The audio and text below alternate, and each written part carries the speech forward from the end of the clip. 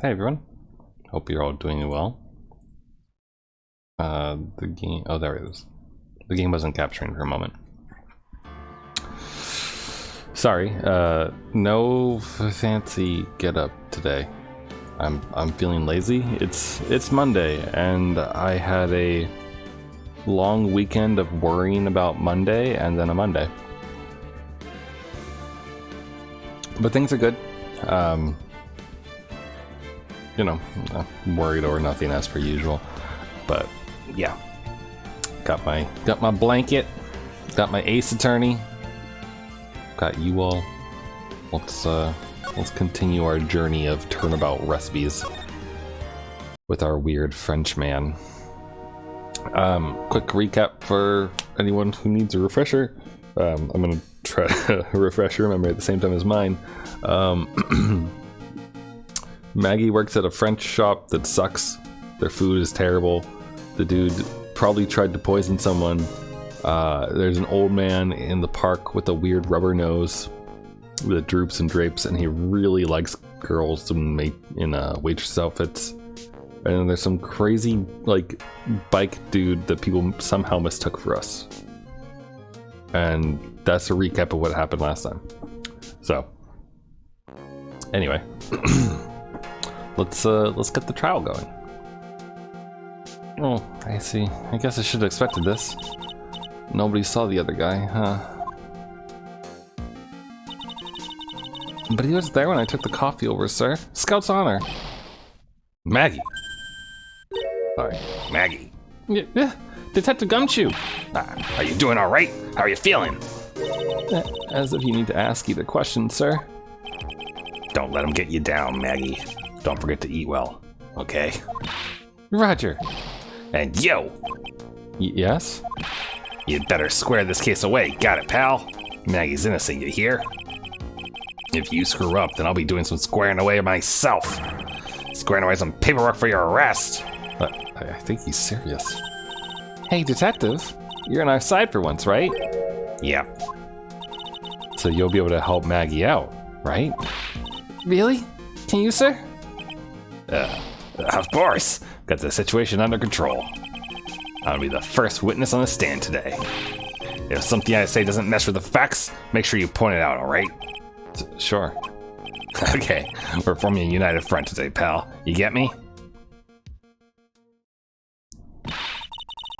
Can't tell you how grateful I am, sir. I've always admired you so much, detective. I know I can count on you. Looks like it should all go pretty smoothly today, huh? Can only wish. I had Domino's for dinner tonight, so I'm happy. I had a thin crust, mix it up a little bit. Thin crust with sausage, banana peppers, and hot sauce and garlic parmesan. It was good.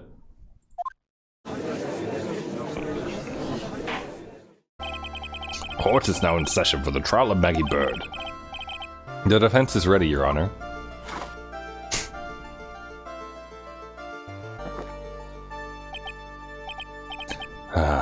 Bitter. Mr. Wright. Yes, Your Honor. What's wrong? Nothing. It's just whenever I addressed you in the previous trial, your response was, you was talking to me. It was a little, well, intimidating. No, that wasn't me. That was the phony Phoenix. I see. So our trusty Phoenix Wright is back with us now, is he? Our trusty? So, Mr. Godot, your opening statement, please. Mr. Trite, whether you're a fake or the real deal, we will find out soon enough through this trial today. But I can already tell you, I'm the real Phoenix Wright. I wasn't questioning whether you were Phoenix Wright or not. I was questioning whether you had studied law or not. That's what I intend to find out. No denying it. Behind that mask is a man who really hates me for some reason or another. As everyone is aware, the court has already given its verdict on this case once. Therefore, I won't stand for irrelevant testimony during this retrial. Nor will I stand for a simple repetition of the evidence presented in the last trial. I'm not planning on repeating anything that phony me said. Trust me. Now then, Mr. Godot, please summon your first witness. Why you look so sad, Gumshoe? Let's start with the formalities, shall we? Name and occupation. Witness! State your name for the court. Huh? Oh, sorry, sir. The name's Police Department's Detective. Occupation Dick Gumshoe. Other way around, Detective. Huh? Oh, sorry. Anyway, I'm the officer in charge of this case since yesterday, sir. Since yesterday? Yeah, the guy who was on the initial investigation tied up is on another case now. I hope Gumshoe really got everything under control, for everyone's sake. I see. So, Detective Gumshoe, would you outline for the court the basic facts of the case? Yes, sir. The victim's name was Glenn Elg. He was a professional programmer. He was on the payroll of Blue Screens Incorporated, a local company. This is the victim's autopsy report. The court accepts this as evidence. Let's see. Died of potassium cyanide poisoning. Time of death was between 1:30 and 2:30 p.m. Hi, King. Happy Monday.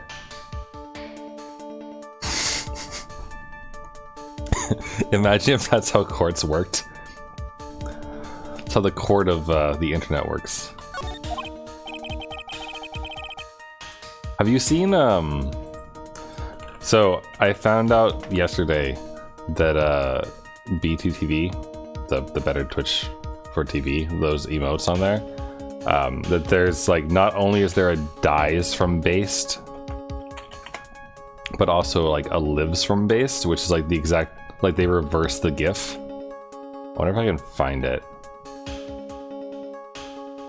The searching based on this thing does not help. Lives from based. Yeah, here it is. Here, I'll add it to the channel. How about that? So you can see it. And then also, oh right, it's dies from cringe and lives from based. Here we go. Now they're both in there for if you need it. That should show up in oh no, my display capture is gone. The one that I usually use. Oh, weird. Oh, I need to, hold on, where's the Twitch chat? There's a way to refresh this thing. Maybe just close and open it. Refresh cache current page. Here it is. Okay, there. So that should make it work the next time someone uses it, rather than just using the like all caps. The floor plans to the restaurant. When the incident took place, the victim was sitting right here. The poisoned coffee was brought over to him by the waitress. There we go. The waitress being the accused? Yeah. The victim died from poisoning almost immediately after he took a sip of the coffee. At the time of the incident, there were 2 other people in the restaurant. Where's the best place for me to be here? Like here, maybe? Mr. Jean Armstrong, the owner and chef, and a regular by the name of Mr. Victor Kudo.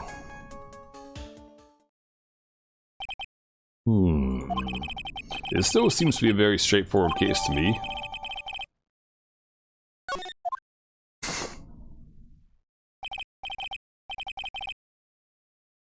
Come, detective, take up this hammer and nail the defendant's coffin shut with your own 2 hands.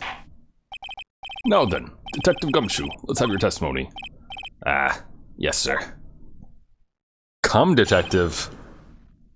What kind of cases do they research?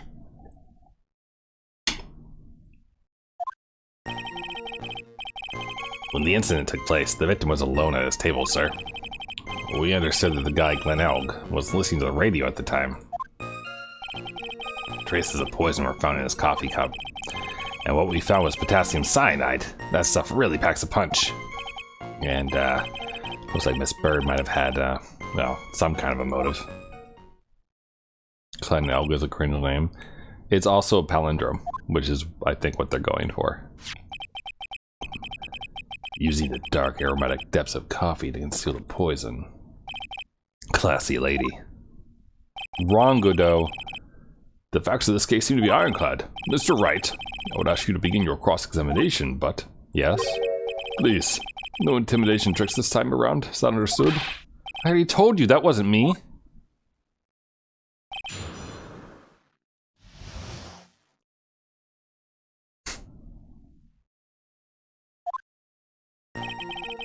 It's too bad that backwards isn't like, you know, palindromable. Is there a word for, like, the affinity of a word to be able to be turned into a palindrome?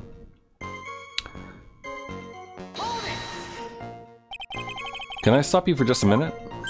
Huh? What is it? I say something that contradicts the evidence? He's so desperate for that to be true, he's practically crying. Your testimony just now doesn't match the testimony given by Miss Bird. She claims that there was another man at the victim's table. Yeah, that's what she said. And I... What killer wouldn't say that when faced with a homicide conviction? Hey! Sadly, her testimony isn't supported by the owner or the other customer. Isn't that right, Detective Gumshoe?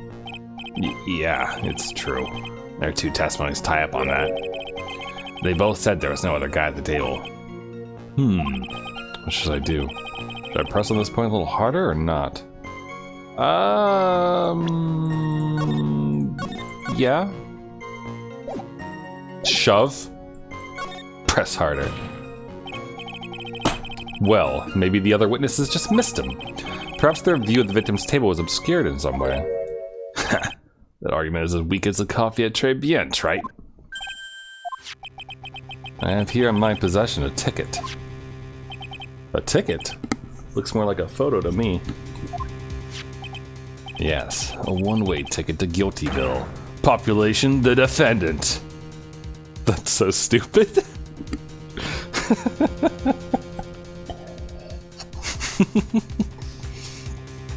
I love it. It's so fucking stupid. This is a photograph taken from near the entrance to the kitchen. This is the scene as witnessed by the chef moments after the poison. Oh, sorry, the judge was saying this. This is the scene as witnessed by the chef moments after the poison took place, correct? I think the court will agree that with such a clear view of the scene of the crime. How, Mr. Trite, could anyone have overlooked the second person at the table? It certainly seems to show the victim's table extremely clearly. Does it show anything else? Hold on, I wanna look at this. Let's see, we've got forks, stuff, shoes, 1, 2, 3, 4, 5 tickets in front of him with his spilled coffee. Alright, I don't see anything like too crazy. Wait, do you see something?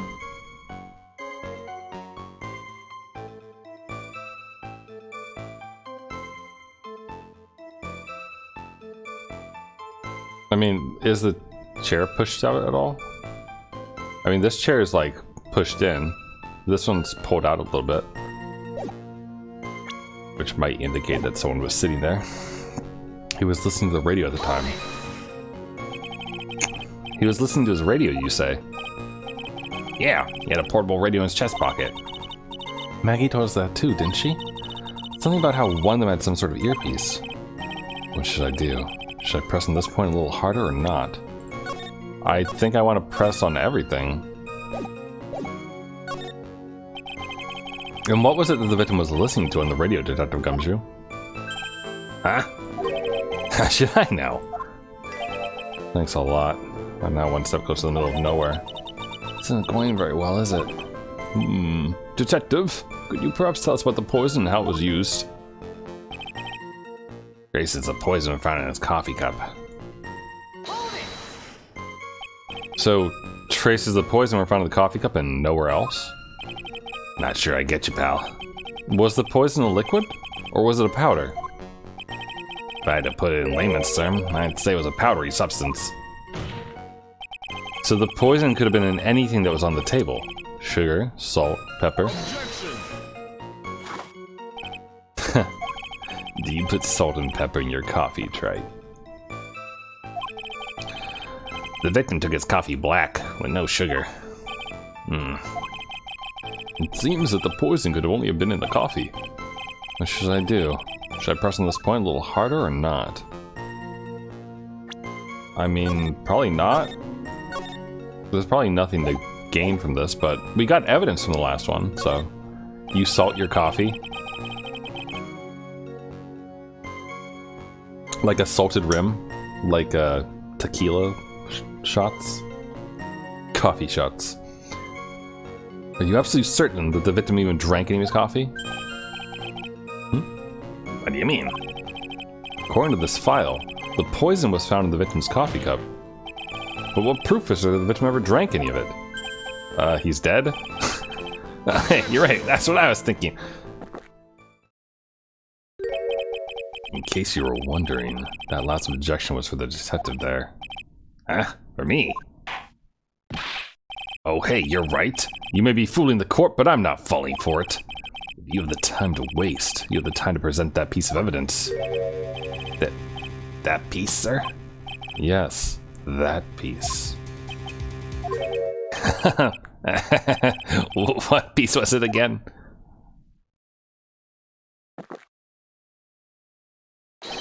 This!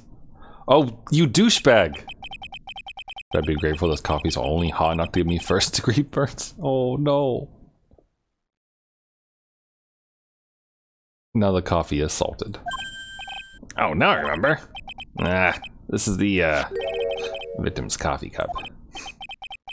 Yes, the victim's coffee cup. Take a good look at the rim. Oh yes, it's unmistakable. There's clearly a coffee stain on it. Conclusive proof that the victim did drink the poisoned coffee that was in his cup. The victim gulped down the bitter death the waitress brought to him. like this. Holy crap. For the record, the only prints on the cups were the victims and the defendants. Wait, the chef? The chef didn't pour the coffee? That's kind of surprising. I mean, not that waitresses don't pour coffee for people, but like if you're bringing it out from the kitchen, then I would have assumed that like the chef did it, you know? Objection, you have plenty of sink coffee. True. If you don't take care of it and whatnot, like clean it and everything, then they get stained. Or if you put like your cup through the dishwasher, then you lose color in it. See, like the top part of this is red, but then it becomes clear right here because it went through the dishwasher, and it's not supposed to. Upon further investigation of this cup, we found a certain chemical substance. And what we found was potassium cyanide. That stuff really packs a punch.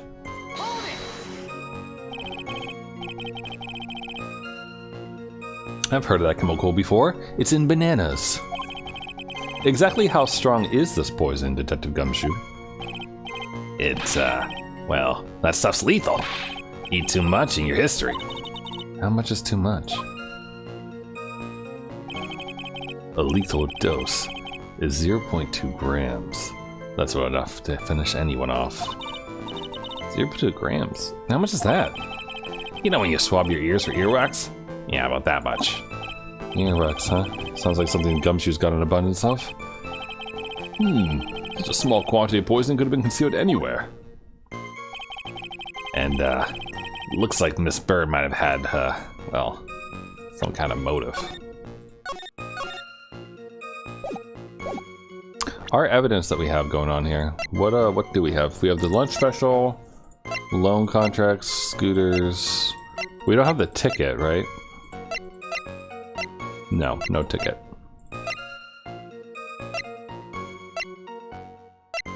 Okay, let's keep pressing.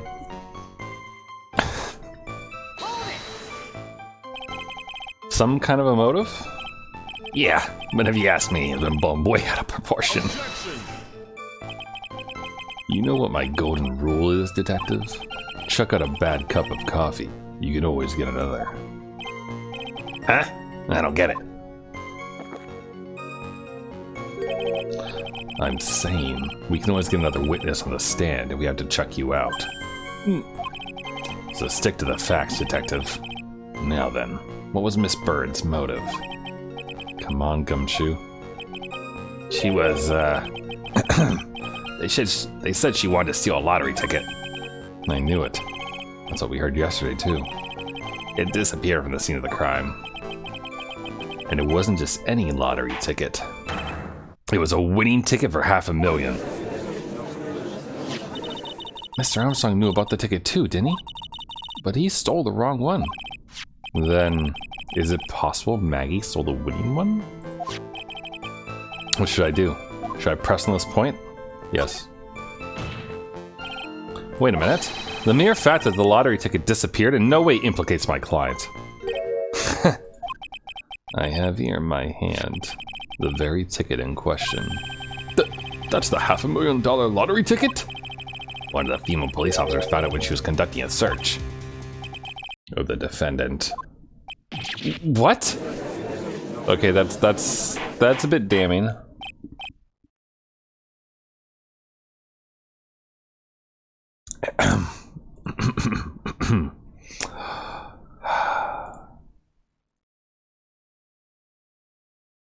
Oh, it didn't. Oh, wait. Why didn't it work? I redeemed the sound alert and it didn't. Aw. Why didn't that work? Wait, how come my sound alerts aren't working? Hold up. Hold the phone. This is important. I was going to use the sound alert to make it say order. And yet, here I am with nothing. We can't have that. Handle points. Am I missing something in OBS? Like, what's going on here? Sound alert.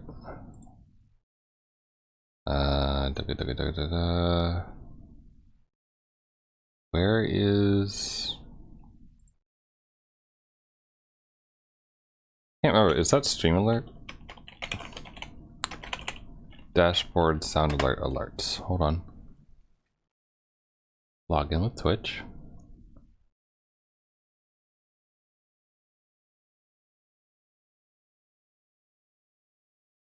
Terms of service update. Did you break everything because you updated something? Overlays new. I think they broke everything for me. What the heck? Playtest alerting your browser source. Your sound alerts browser source is offline. Yeah?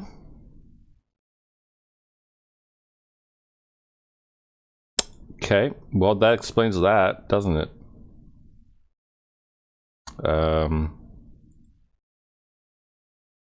Implement the browser source. Drag and drop this into OBS.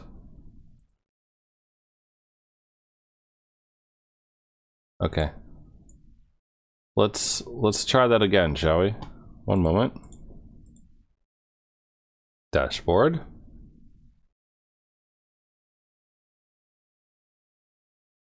Order! Order! There we go. Order!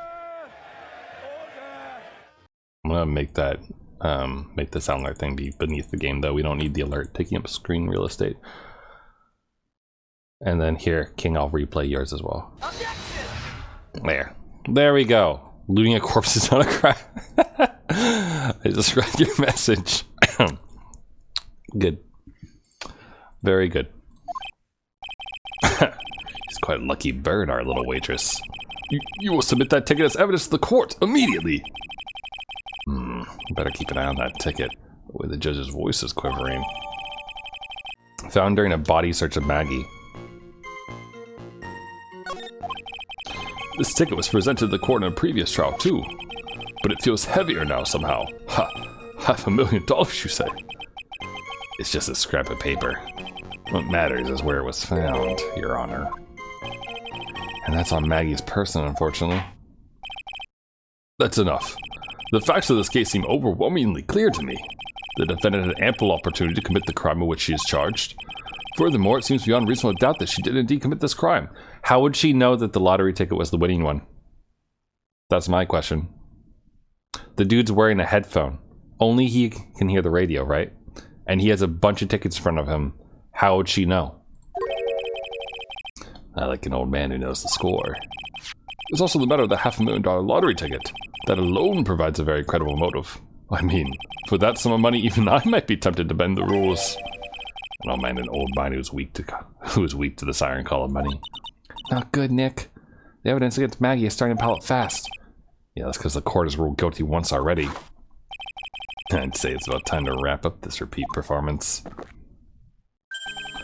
with one final decisive piece of evidence. He's got more evidence against Maggie? This is the apron the delightful Miss Bird was wearing at the time. Wow, well, that's not the cleanest apron I've seen. That stain looks like... It can't be blood, can it?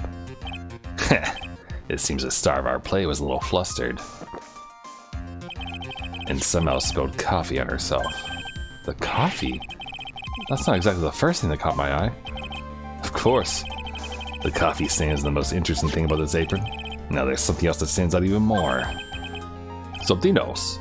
I presume you mean... Of course. I'm referring to the pocket. The pocket? A search carried out right after the incident uncovered this. Potassium cyanide. The very poison used by the killer was in her apron pocket. A bottle of poison? In Maggie's pocket? Yeah, and Maggie's prints were the only ones on it. Dude, how in the fuck am I winning this case?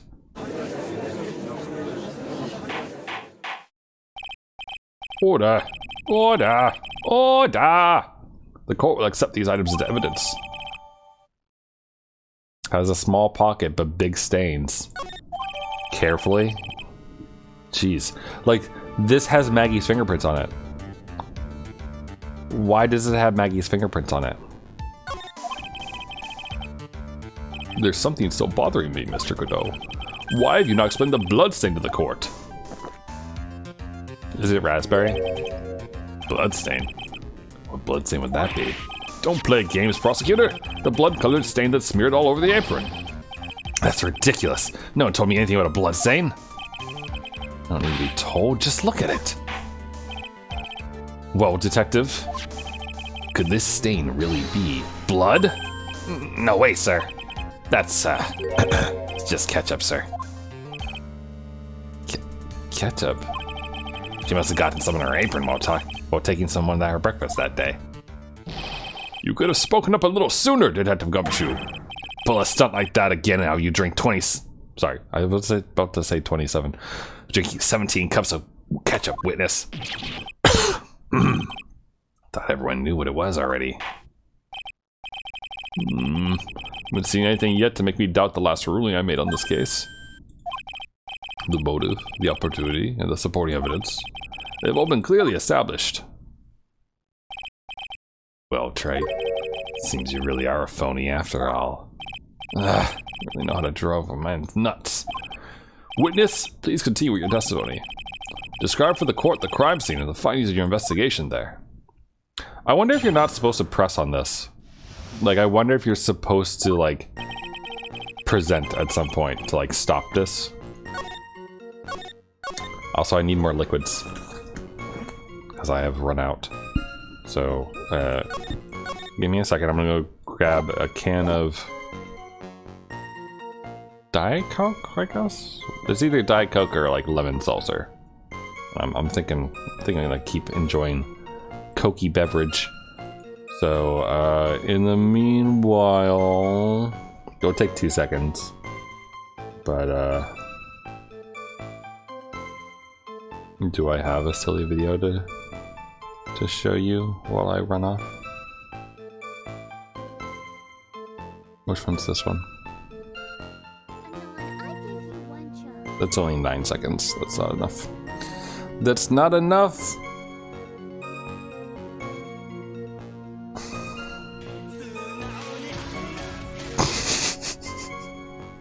That's also not enough, but it's pretty good. See, most of my little things are just like super tiny.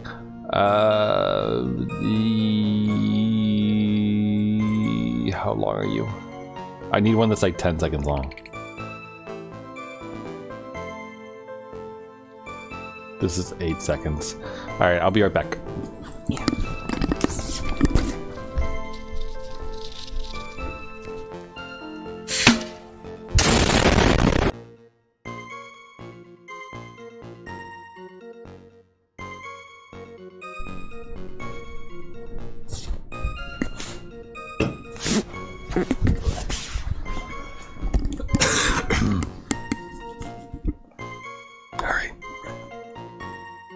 Yeah.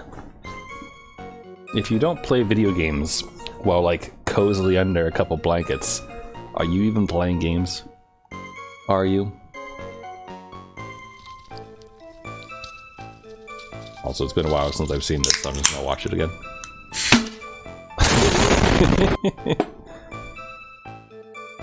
That's good. The crime was reported at 2:25 p.m. by a kind of scary old man, sir. I mean, Victor, what's his face?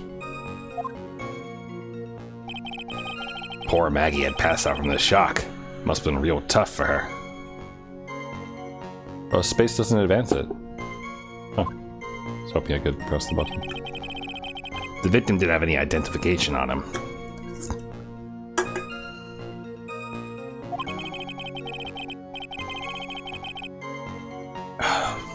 But we figured out who he was pretty quick, and the investigation went smoothly. How did you figure that out if you had no ID? When Maggie was searched, we found the lottery ticket in the bottle of poison. And that was it. Nothing else missing from the crime scene. That is so fucking suspicious. Like, you find a passed out girl who has had evidence clearly planted on her. You identified the victim and secured your prime suspect. Very good. Last chance to convince the court you're a real lawyer, Trite. Don't count on any more cross-examination after this one. Let the fun begin. Oh yeah.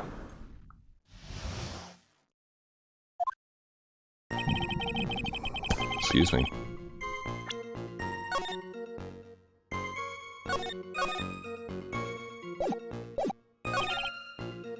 See, this right here is the thing that gets me.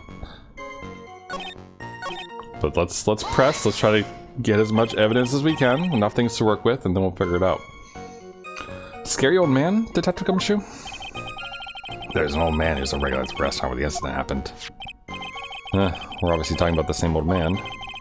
Officers were dispatched right after the report came in, but the old guy still made a fuss. What took you so long? Then he hurled abuse at them, and seeds. Seeds. It was nothing. I caught each one with my teeth. I guess not even the mighty Godot can avoid being attacked by that guy. The old man was the only other customer in the place at the time. He took his time finding a payphone apparently, so he was late reporting the crime. Really? Poor Maggie had passed out from the shock. Must have been real tough for her. The victim didn't have any identification on him. Oh wait, whoops, stop. Okay. Sorry. Forgot we're not just reading the witness. How long was the defendant unconscious for? The officers got to the crime scene around 2:40. Maggie was still cold in the kitchen at that time. Took another 10 minutes or so before she came to. Well, I would have liked to have been on the scene myself. Bet you would have liked to have carried the search too. I would have loved to see Maggie asleep like that. How pretty and peaceful. You're a professional detective, Gumshoe, not a professional bird watcher. That's funny. Bird watcher. Maggie Bird. Save the romantics for your own time, detectives. All we need to know about is the investigation. Oops. I guess I'm pretty red right now, aren't I? He didn't have any? Are you saying that it was stolen then? No, I don't think so. The victim didn't have a driver's license or even a credit card on him, pal. All he had was 58 cents in his wallet. 58 cents? Yeah, can't believe I found someone with less in their wallet than me, pal. The victim sounds like he was a thoroughly miserable young man. Or some kind of outlaw. Why not give him a bit of an edge? I think I'm onto something here. But we figured out who he was pretty quick, and then the investigation went smoothly. Wait a sec. Huh? Did I say something dumb again? Let me paraphrase what you just testified to this court. The victim didn't have any form of ID on him. That's basically what you said, yes? Yeah, basically. In that case, how are you able to identify the victim so quickly? Oh, that. Ah, he's so let down, he's got the whole sagging shoulders and puppy eye thing going. There was a prescription bag on the victim's table along with the lottery ticket. It seems Mr. Glenn Elg visited a doctor before he went to Trebian. They got the victim's name from the medical records of the doc who prescribed the meds. That's a reliable enough source for the court. What should I do? Should I leave this alone or press more? Let's hear about the bag. So what sort of medicine was in the bag? Well, actually, the bag we found was empty. Huh? Yeah, completely empty. It was completely empty? Huh. You're entering an empty paper bag as evidence? Desperate are you, Trite? Now, what happened with the investigation after that, detective? Hold up. I want to get the other piece too. I assume that we get something here. The bag was the poison? You think so?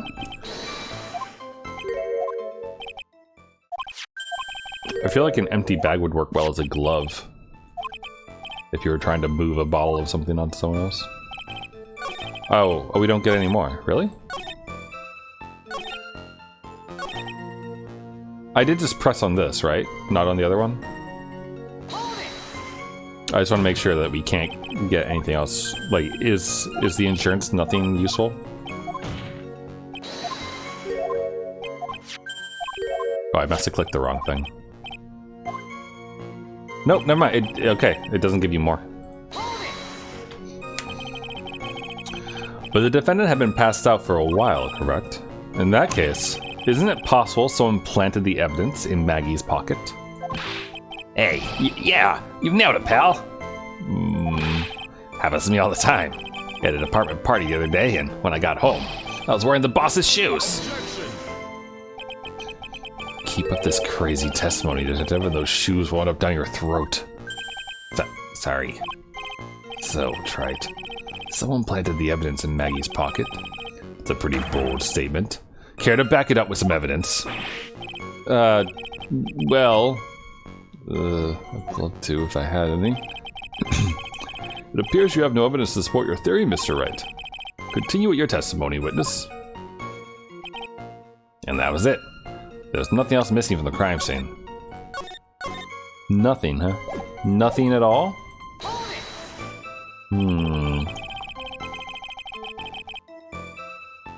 So the $500,000 lottery ticket and the bottle of poison were accounted for. Yeah. Interesting. It's true that those two items are accounted for, but wasn't there another lottery ticket that was stolen that day? Oh, yeah. The one the restaurant owner took. He won a whole $1 with it. What a lucky guy, huh? And they're just gonna let him get away with it? It was just $1, detective. I guess no one cares when it's that little, except for Gumshoe. If I don't find a hole in this testimony, the judge is gonna hand down his verdict. Gumshoe isn't giving us anything to work with. We can't find any contradictions if he doesn't give us something. Yeah, that's true. But Maggie and Gumshoe are like Dumb and Dumber. Our only hope is that they were so dumb they missed something obvious. Come on, Gumshoe, be the dumbest you've ever been! Okay. So, crime was reported at 2:25. Really? Time of death was between 1:30 and 2:30. Okay. I mean, that's a long time. That is 55 minutes before it was reported. That is a long ass time.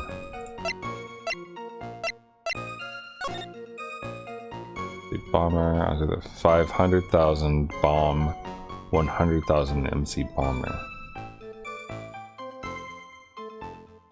Oh, this was left behind actually, right? Left by the victim.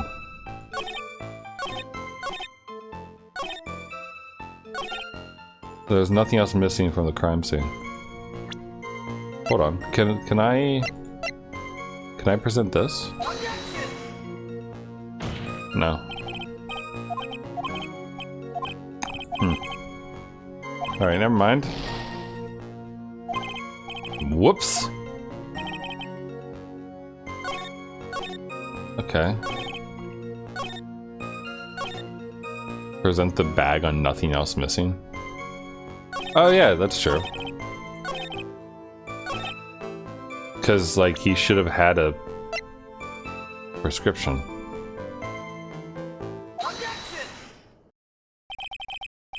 Detective Gumshoe, I think I should point something out to you. There's just one small contradiction in your testimony. Oh, finally. I'm getting all anxious just waiting. Hurry up, will ya? You testified that nothing else was missing from the crime scene. However, the prescription bag you mentioned was empty. Did the officers recover the medicine from the scene of the crime later? No, they didn't. The victim was given a prescription right before going to Très Bien. Where, then, did the medicine disappear to? Yeah, you're too cool, pal! Indeed. Due consideration wasn't given to the victim's prescription in the previous trial. Witness, why do you always overlook such vital pieces of evidence? I guess that's the most careless thing I've done so far, huh? The victim was killed by poison, and the victim's medicine mysteriously disappeared? The victim's own prescription could have been the lethal poison itself. Order! Order! Well, Mr. Godot, what do you have to say to that? That's all. What? Read for the court the name of the clinic on the prescription bag, if you will. It's the same one from all the other games, isn't it? What's the clinic's name got to do with anything? New Ear Otolaryngological Clinic? Oh, otolaryngological? Laryngological? That is a hard-ass word to say. Otolaryngological. Otolaryngological. Just what kind of illness was the victim suffering from, Mr. Godot? Hardly an illness, Your Honor. More like a bitter war wound, you could say. A war wound? The day before the incident, Mr. Elg found himself in a fight. He took a blow to the side of the head and ruptured his eardrum. He ruptured his eardrum and he's listening to the radio. So he ruptured one and not the other then? What on earth was the prescription he was given? There's a cream though, so it'd be applied topically inside his ear canal, not to be ingested. What? It's mentioned in the autopsy report, if you read the fine print. They found traces of the medication in the victim's left ear. Yes, here it is, in very, very fine print. Seems Mr. Elg correctly applied some of his medication while he was at Très Bien. Therefore, it would be absurd to believe that he would have had eaten his medication. It seems this medication is irrelevant to the case after all. No. Nick! You don't think of something quick, it'll all be over. I know, right, King? Like, seriously. If all you gotta do is get the shit into the body, then it would work. He's right. Can't get away with any old weak objection. What should I do? Push the medication issue or leave it?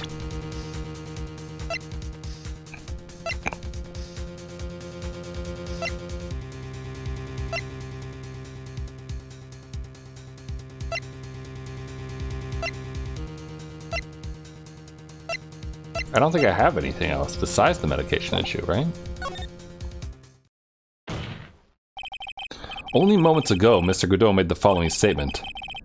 It seems Mr. Elg correctly applied some of his medication while I was at Très Bien. If that's the case, then why was the medication not found at the scene of the crime? But the medication in question was for topical use inside the ear canal. That doesn't change the fact that it could not be found at the crime scene. However insignificant it may seem, it's a lawyer's duty to pursue the truth. You know as well as I do that the medication is irrelevant. hardly seems likely that a prescription drug would contain potassium cyanide. It hardly seems likely that the coffee the waitress served would contain it either. But it did. The possibility is undeniable. That's enough. Mr. Godot, is the detective the only witness the prosecution wishes to call? Mr. Godot? I got my own witness I'd like to call, sir. It's the old man who was there in the restaurant on the day of the murder. Victor Godot, the pigeon hater? Very well. The matter of the disappearing medication seems a little more than trivial at best. However, it wasn't explored at all in the previous trial. That is something that bothers me. Yay! Good job, Nick! The court will adjourn for a 10-minute recess, after which we will hear the prosecution's next witness. Suppose this means I'll just have to finish you off in my last 6 cups. Court is adjourned for recess. Alright, we did it. We made to the next part.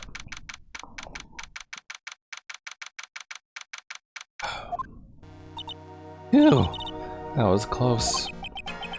Okay, who thinks that during the next prosecution cross-witness examination that Maya is gonna get taken over by Mia to show off like her sweet waitress skills in order to make the old man talk better? Because I do. I think that's gonna happen. That's my line, sir. No, it's my line. The guy really did die a little bit. Looks like we all nearly died in there.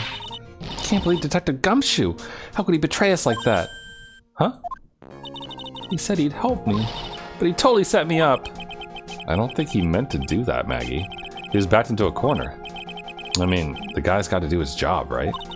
It's okay. I know all about lies and betrayal. Had them my whole life. But it really hurt this time. Felt like someone punched me hard in the stomach. I hate that guy. I don't ever want to see him again. Poor Gumshoe. So the next witness is going to be that old guy from the park, right? Yeah, Mr. Godot. Lover of waitress outfits and projectile seeds. That day's going to be really stubborn. I mean, he's pretty set in his ways, you know? Yeah, he's a big old grouch. Are you going to be able to handle him, Nick? Yeah, I can take whatever he throws at me. Even those never-ending bird seeds. I don't know about that.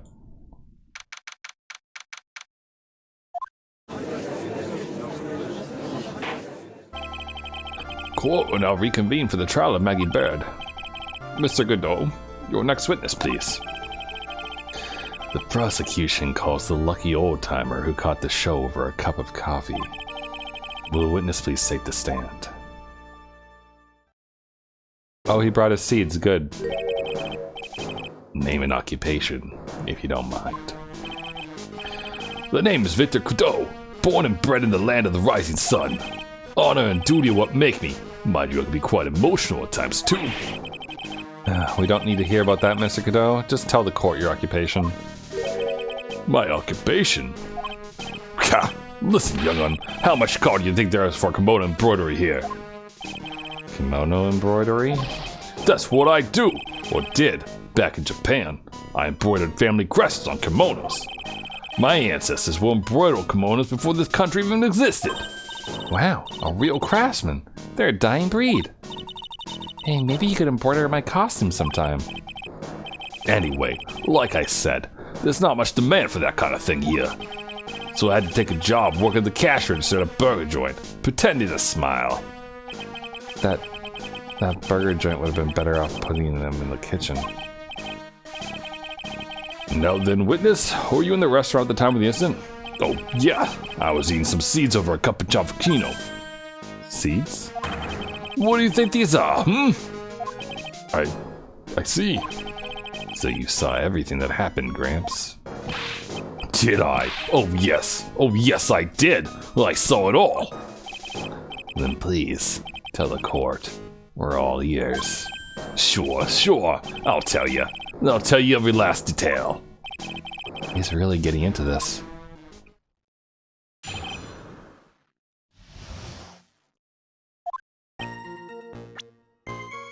Let's go ahead and save. The young man was reading the sports paper. The servant girl brought him a Javachino, but she put something in it. The man took one sip of it, looked like he was in terrible pain, then collapsed. That's the servant girl right there in the defendant's chair. I remember her well. Mr. Kudo, she's not a serving girl. Please refer to her as a waitress. Pah! You're bad as the rest of them. All these newfangled words. What's wrong with old-fashioned ones, Newfangled? All this talk of radios and glasses, it's wireless and spectacles, I tell you. Excuse me? Listen to me, everyone. Don't forget the old values. Don't let the good old days slip away. Well, I guess it's time to begin the cross-examination, Mr. Wright. Yes, Your Honor. Man, what a charmer this guy is.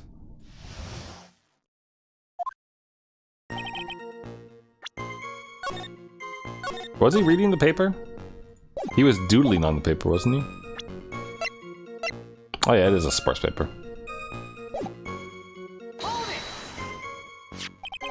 So you saw the victim then?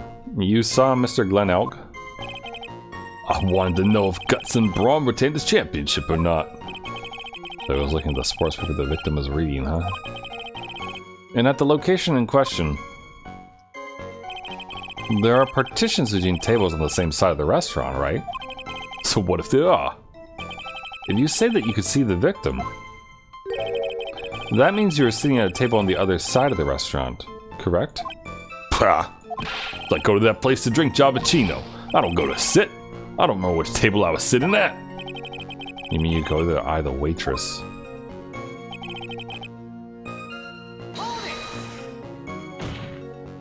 Mr. Kudo, that's a very grave accusation. Are you sure about what you saw? Victor Kudo never makes mistakes. I dot every T and cross every I. I see. My eyesight's fine. The doctor said I only need spectacles for reading and driving. I bet his eyes are rolling really fine when he's scoping out a waitress. And I saw what this servant girl put into the Javachino as well. I bet I know what's coming up, and something tells me I'm not gonna like it.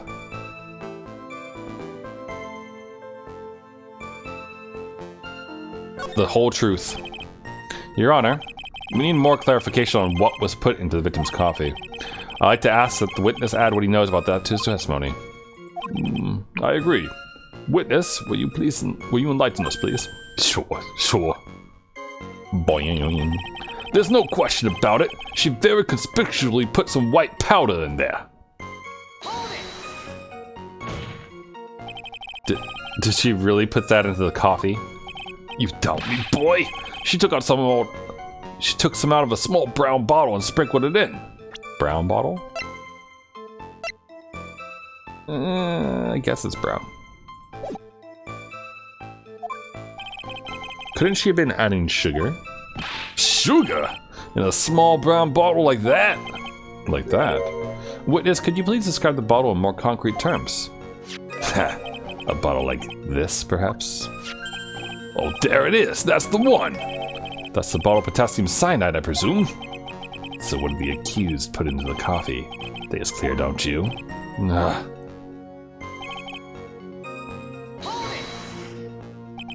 He took just one sip? You young'uns, you waste everything. Those Javachinos cost $8. In the good old days, we'd have drank every last drop, eaten the cup, and then died. Congratulations, he earned the title of Baddest Man to Grace Courtroom. Right? He's leading the witness, is what he's doing.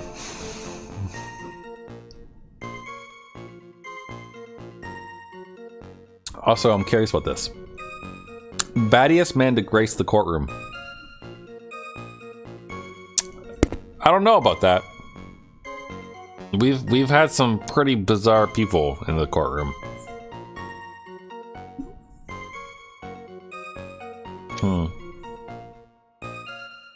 I don't know if he's I don't know if he's the one who's the weirdest.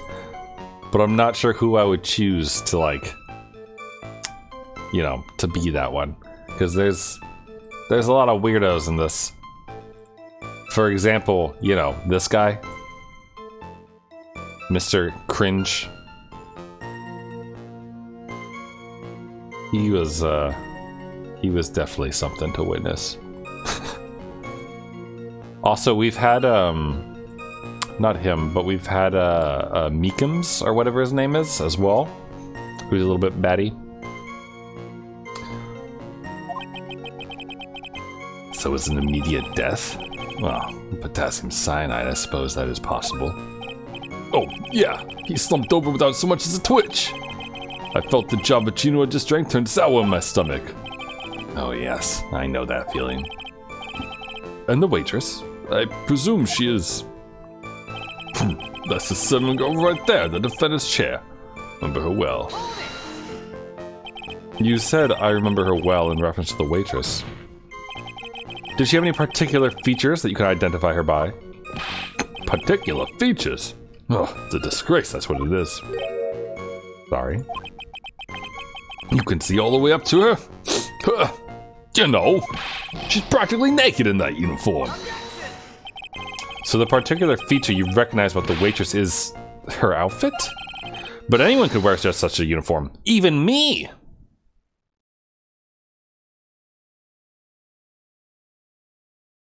I have a dirndl over there. I could put that on for this case. Mr. Wright, please spare the court of any further mental anguish from that image. Don't get all excited, Nick. You gotta keep yourself together. No cross-dressing in the courtroom. I guess I got a bit carried away. There are other things I recognize about her, too. He seems pretty sure of himself. What should I do? Sure, you saw a waitress take the coffee out of the victim. But what matters is whether that waitress is Maggie Barrett or not. Quite right. Mr. Godot, these other features that you recognize about the defendant, I ask you to add them to your testimony. Sure. There was a ribbon in her hair and her apron straps were loose. A ribbon in her hair. Ribbon in her hair and her apron straps were loose. Just wondering if he wore a ribbon, that's all. That's what I wanted to know.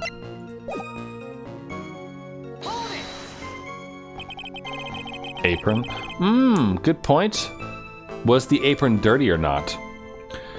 You do seem to remember several details about her appearance. But what about the most crucial detail of all? Her face. Ha! As if I wouldn't remember that! The witness noticed the straps on the accused's aprons. He's unlikely to make a mistake about her face. That's right! I'm gonna tell you the color of the ribbon in her hair. It was red.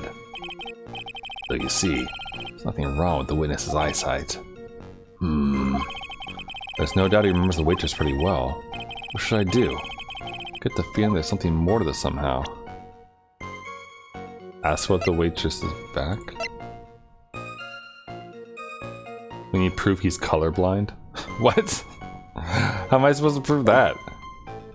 Ask for the straps, ask what the waitress is back.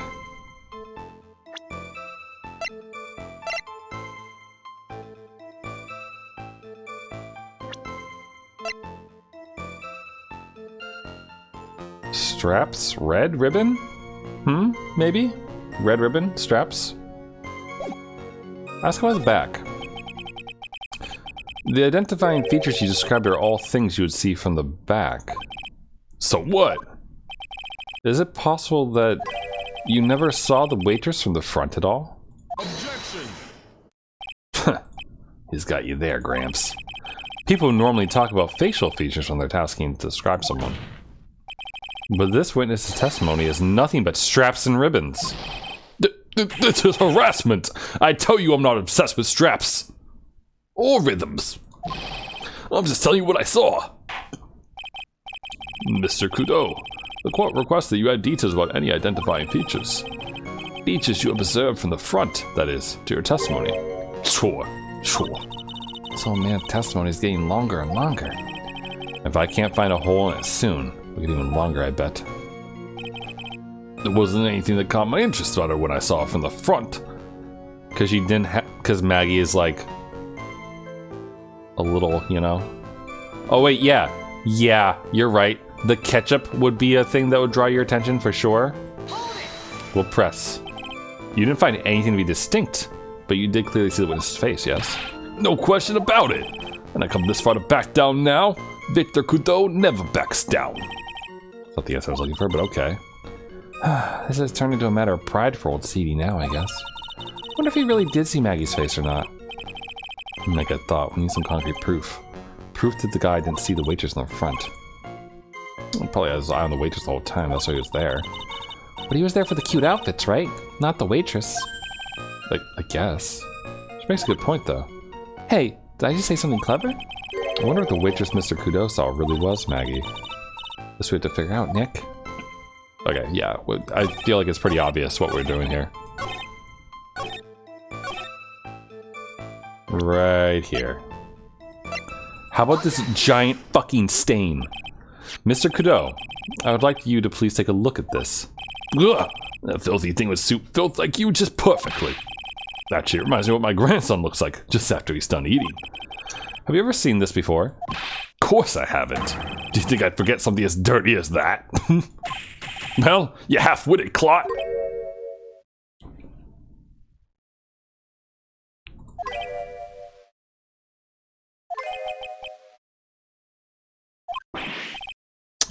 What? What is it? Ever since I said you half-witted clot, there's been an eerie silence in here. Mr. Kudo, this apron is the apron worn by the defendant on the day of the poisoning. Oh. And as you just said yourself, you wouldn't forget something like this. Which means, if you had really seen this apron before... Ugh. Yes, you know what I'm getting at. You couldn't have possibly seen the waitress from the front. Oops. Wait this. You can't just oops your way out of this. Well. Looks like we finally have a genuine trial on our hands.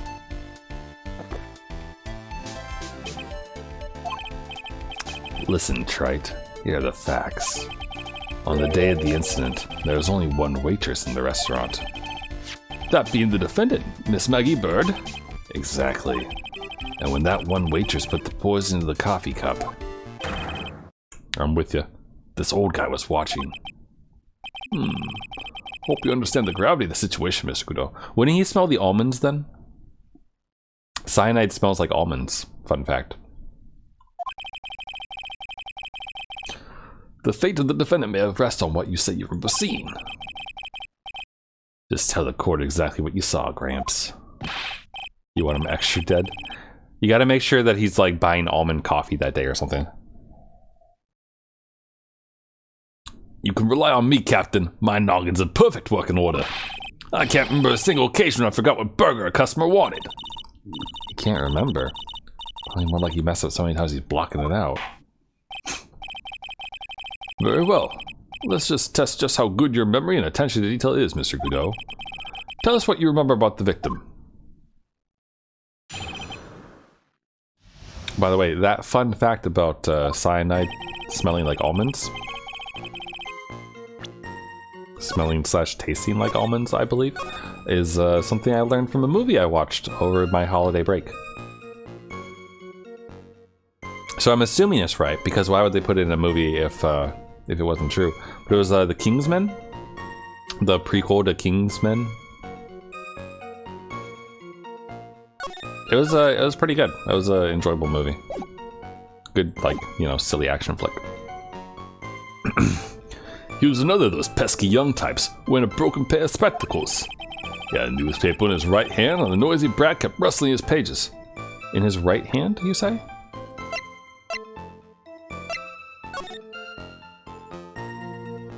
In his right hand. Okay, he's doodling on the left.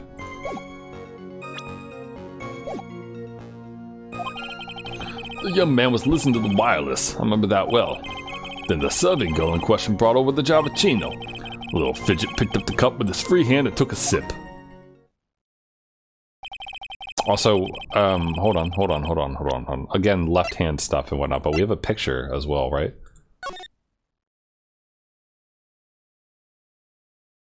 Where's the sports magazine in this?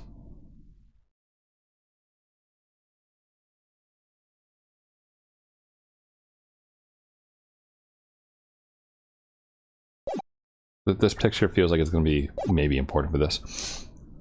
The testimony we have just heard was to test how credible the witness's memory is. It seems to me that he remembers the victim in a great deal of detail. Oh, yes. I hate those you-know-what types who are so vague about everything. How are we going to handle this, Nick? We only need to do one thing. We just need to prove that the old man's memory is shot. Just trip him up, you mean? Isn't that kind of cruel?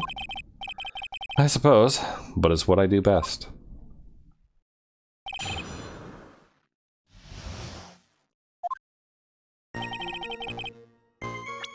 Okay.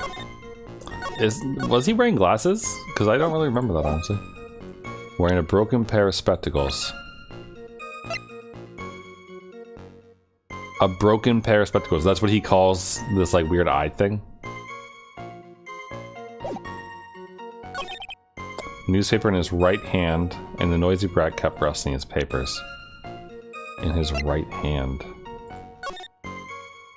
So that's this side over here. Right here. Where's the newspaper?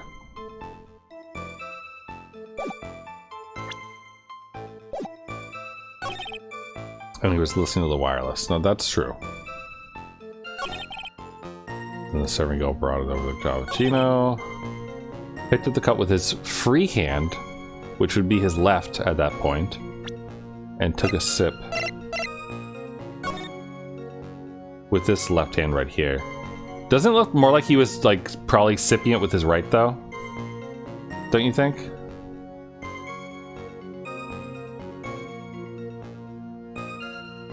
Also, seriously, how did no coffee get onto the, stuff? You know, yeah, no, I'm not going to contradict him. I'm going to press. Don't worry, I was just, like, looking through what we have. Proof cyanide works on sands. Has anyone in Dragon Ball Z ever been poisoned? And Goku's heart palpitations don't count. Spectacles. Dark glasses, you. One of the lenses was green and but the other was broken. Newfangled rubbish. Yes, I remember him so well. He did have some kind of lens over his left eye. But I wouldn't have called it a pair of glasses. He seems to have been wearing some rather modern-looking shades. Perhaps I should take to wearing some and rival Mr. Godot's sharp appearance. Better come up with something sharp and quick. Guess I'll wait and see if I should challenge her with the spectacles.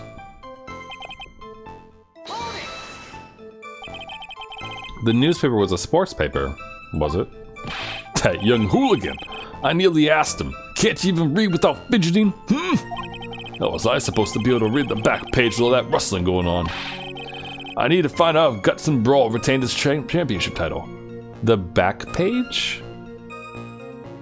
So he was in the same spot that the picture was taken from then, right? Diagonal? It was his paper, not yours.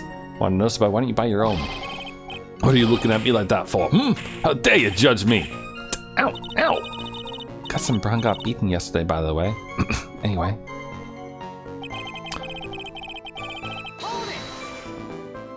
The wireless?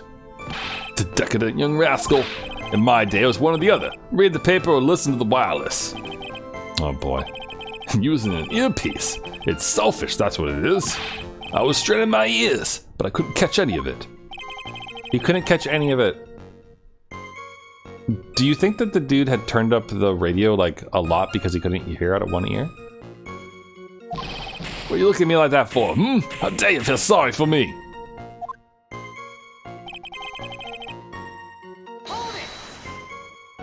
You mean the waitress, who you only saw from behind, right? You're one of those, aren't you? You never let anything go. Isn't that right? Maybe. What does it matter if I saw from the front or from behind? My eyes don't lie. Better not push it hard until I've got some hard evidence. Little fidget picked up the cup with his free hand and took a sip. His free hand? Yeah. Which hand was that? Weren't you listening before, cloth ears? I said he was rustling the newspaper with his right hand, didn't I? If his free hand wasn't his right hand, then which hand was it, you moron? Ow. Perhaps the great Mr. tried his 3 hands. Eesh, I was only asking. Why did he gang up on me and treat me like a freak? The whole point of this cross-examination is to establish this one thing. This old guy's memory has more holes than a slice of Swiss. I guess we just need to find a contradiction in his testimony somewhere, huh? Anything will do, even the smallest detail. We just need one mistake and he's ours. Okay. So, do we... Now, the spectacles... yeah, that doesn't seem relevant, because it's like, whatever. Newspaper in his right hand and noise... I think it's the free hand. Because he doesn't have a free hand? He's doodling, right? So that seems like something we could maybe use.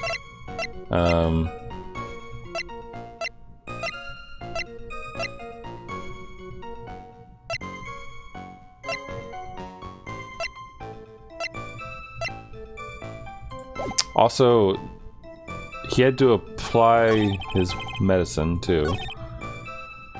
Yeah, man was listening to the wireless. And this.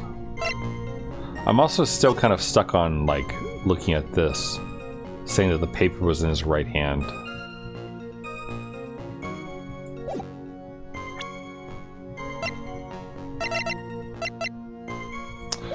But I'm gonna try the doodling aspect first.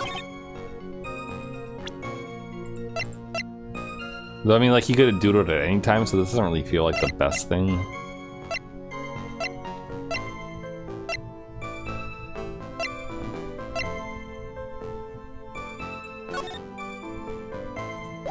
It doesn't do me any good.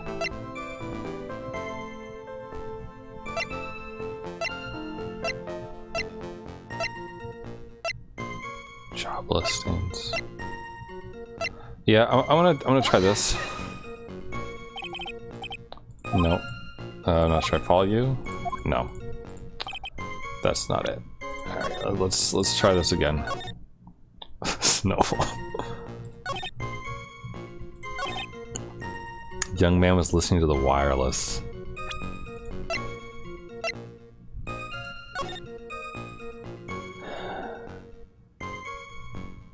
Well, you can't tell what he's doing here. I feel that. I really like doing his stupid voice, though. I'm not gonna lie. Actually, hold on. Let me go back to this and press again. Because when we did the first round of pressing, he like stopped at it and was like, I'll come back to this. Let me see if I can get him to do that again.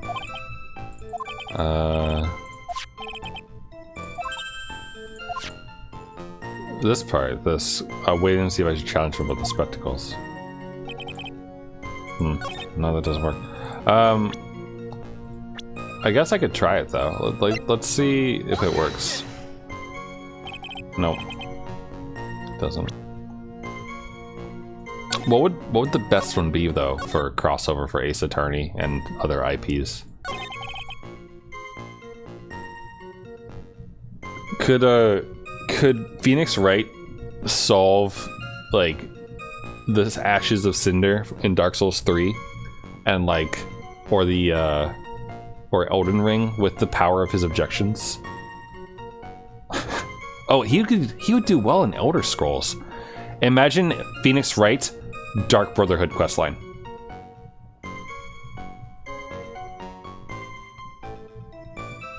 Kept rustling his pages.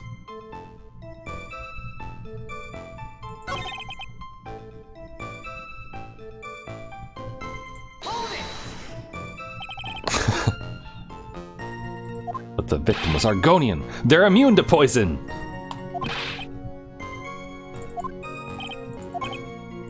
Earpiece. Couldn't catch any. Again, like, if you can't... No one... Wait. This contradicts the motive. If no one can hear it, then how would they know? No, okay, apparently I can't go after that for proof. I feel like that's a good question though, you know?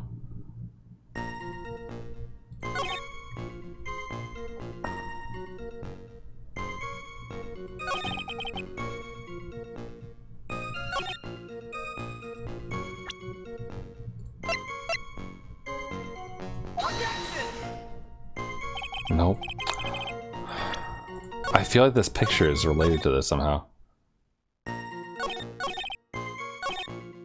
And the serving girl brought over the Javachino. This isn't it, right? He didn't order the lunch special? Little fidget picked up the cup with his free hand and took a sip. Do we have any proof that he's left-handed? Do we have anything that could prove that he's left-handed? His left eardrum ruptured the day before the incident. Is it the medicine? This doesn't seem right, but... No. Because, like, he could apply it and then not do anything.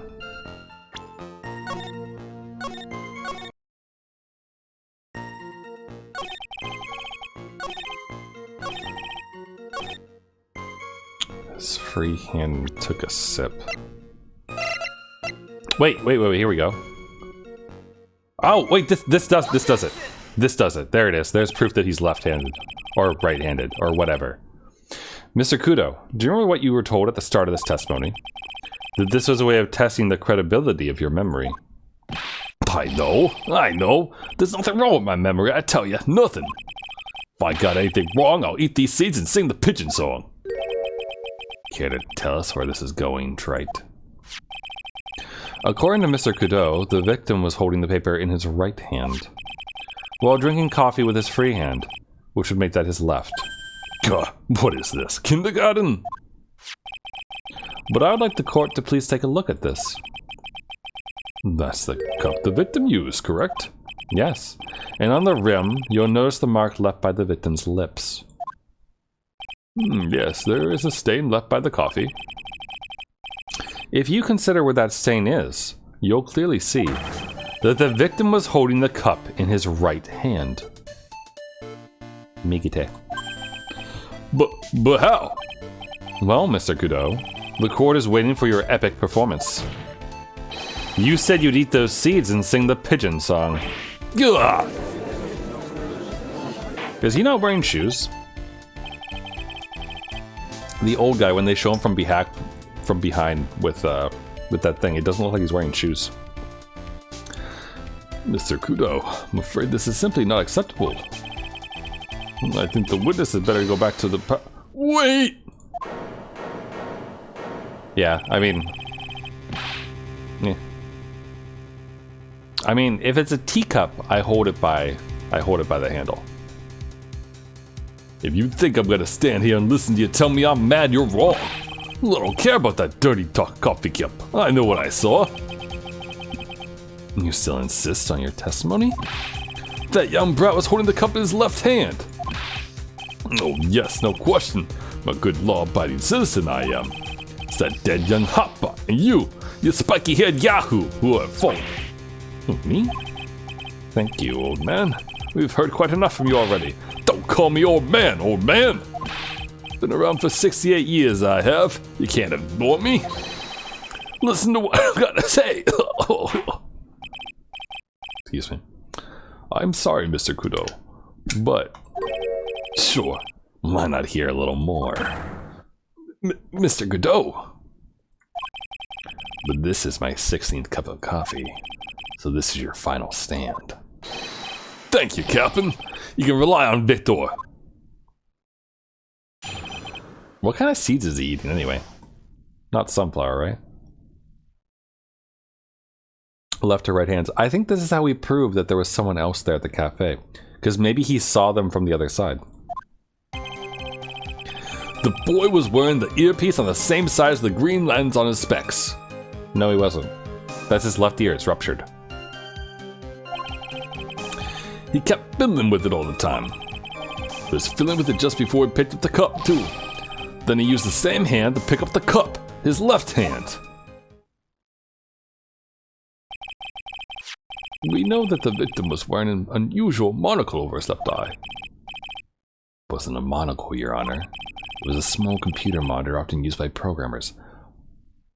No. Nope.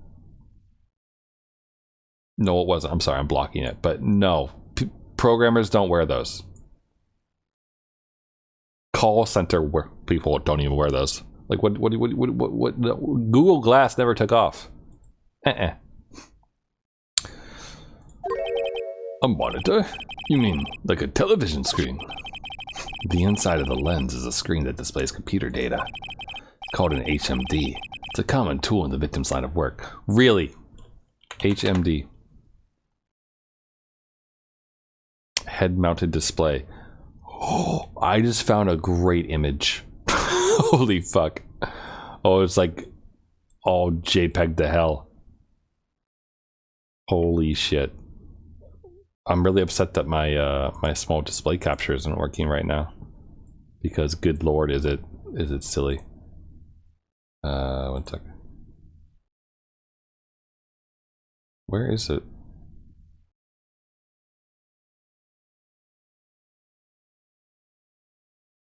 You know how normally I can just like show you guys stuff like really easily? There we go. Jeez. Sorry, it got messed up somehow. Look at that. Look at that. There we go. Yeah, this is what he was wearing right here. Definitely this. Absurd. I'm gonna search for a HMD monocle. Oh, here we go. Beautiful. No. People don't do that, I'm sorry. Meme, you say? Also, hi Yen. What's with the nose? What are you smelling? What does Melon be smelling? Here's a meme. It's a good one, I found it the other day. Your thoughts dwell on your mother. My thoughts dwell on your mother. Oh.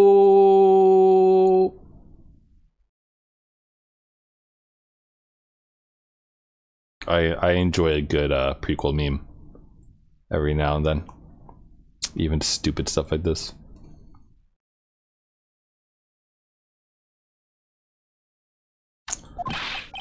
HDTV, DVD, CD. All these newfangled letters drive me mad, but they don't matter. I know what I saw and I'm telling the truth. It's true. He doesn't seem to be lying. And those are the facts. I'm good in good old black and white.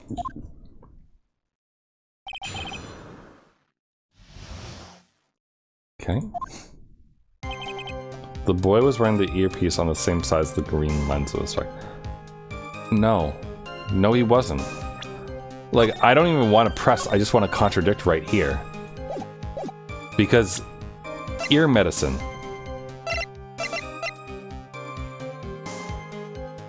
Ear medicine. I'm not sure what the relevance of this is, but... Mr. Cadeau, there is something very strange about your observation of the victim. What? You say he was wearing the earpiece on the same side as the HMD. No question. You can lock me up if I'm wrong. It was his left ear, without a doubt. I could only see that side of his head from where I was sitting. I don't think so. What did you say?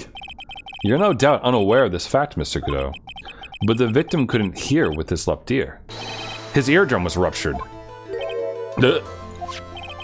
Traces of medication for his condition were found in his ear canal. That's right. It's impossible that the victim was wearing his earpiece in his left ear, because he couldn't even hear in that ear. Is that true, Captain? It is. Pigeon! Pretty pigeon!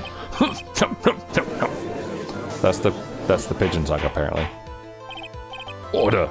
Order! Order! This witness's testimony is completely unreliable. He only saw the waitress from behind. And he claims the victim was wearing an earpiece when we know that his eardrum was ruptured. Well, Mr. Godot. Ugh. A single drop of milk is all it takes to destroy the pure black magic in the cup. This old man is my drop of milk. Captain, are you calling me a drip? This is the victim's coffee cup in which the potassium cyanide was found. The mark on the rim clearly shows that the victim picked it up with his right hand. I'll never back down. I know I'm right. The lad drank his Javachino with his left hand. Let me put you out of your misery. Clearly, the victim used both hands. He took a sip with the cup held in his right hand, and then switched to his left. That's what the old man saw. Impossible. The witness has already testified on numerous occasions that the victim died immediately after taking just one sip of the coffee. Which hand the victim used to pick up his cup is irrelevant, Your Honor. The facts still stand. With one hand or the other, Mr. Elk drank the poisoned coffee. Like this! Sadly, Mr. Godot, that doesn't wash. The point of this testimony was to establish whether the witness's memory is credible. And the results are clear. The testimony given by this witness is useless.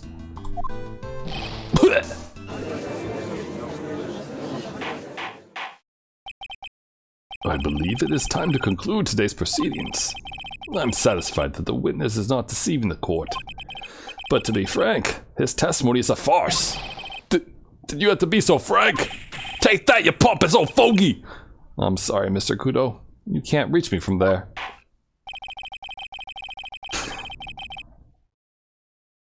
I'm ordering the defense and the prosecution to investigate this case further. That is all for now. This court is adjourned. What do you mean, hold it? Who said that? Wait! If we stop now, where does that leave me? Leave you, Mr. Godot. Thanks to that blue-suited young upstart over there. I'm just a bumbling old man who can't even dot his T across his eyes now. How is your bad memory my fault? I'm sorry, Mr. Godot, but there's nothing I can do. I've kept my mouth shut until now, but there's something else the court should know. What? There's more? To be perfectly honest, it might not be anything, but I want another chance. I wanted a crack at you, young shark. Me? Look at me like I'm some sort of evil shogun. Well, everyone, what do you say to one final showdown? The final chapter in this eccentric old man's scrapbook. Sorry, Gramps. I've already had my 17th cup of coffee. What have you got to lose, Captain? I'll give you all the Javachino you want if you come to my house after the trial. I may be 68 years old, but Victor Kudo is still a man.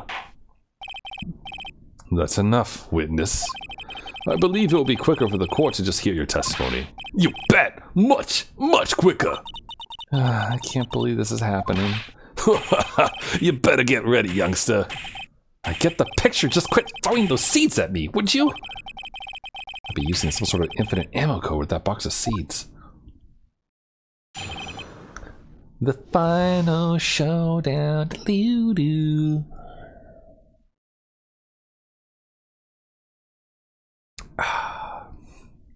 He does look like Cyclops a little bit, doesn't he? Like the one from the like 2000s show.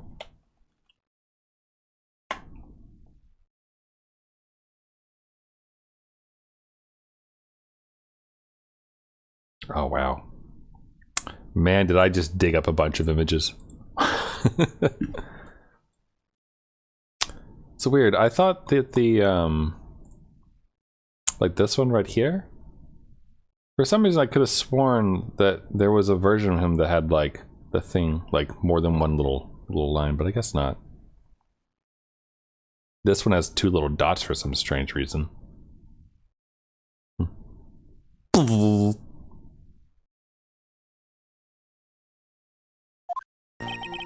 First of all, I want to stress this might be nothing, but I'm not too sure of myself. The young boy slumped over the table as soon as he took one sip of his Javachino. Well, the clumsy idiot upset the vase. He knocked it right over. What? What did you blast? What are you talking about? He looks like Cyclops. He does. It broke, and the strip of cloth covering the table got completely soaked. Well, how about that? Turn things upside down, I don't know about that, sir. The vase is up right here. The sound effect? Huh? Oh, when... When I slammed this down, did it like make a really loud noise?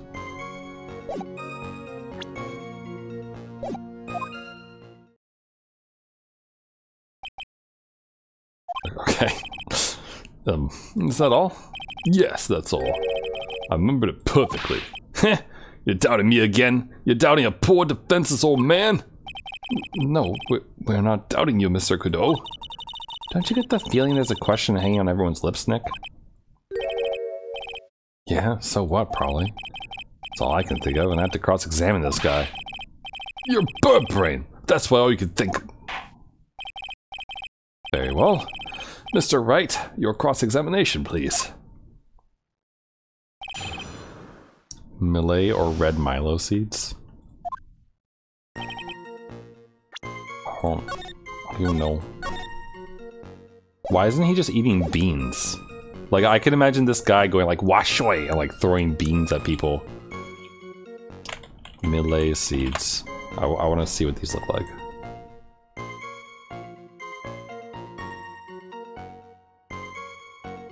Here's Millet seeds.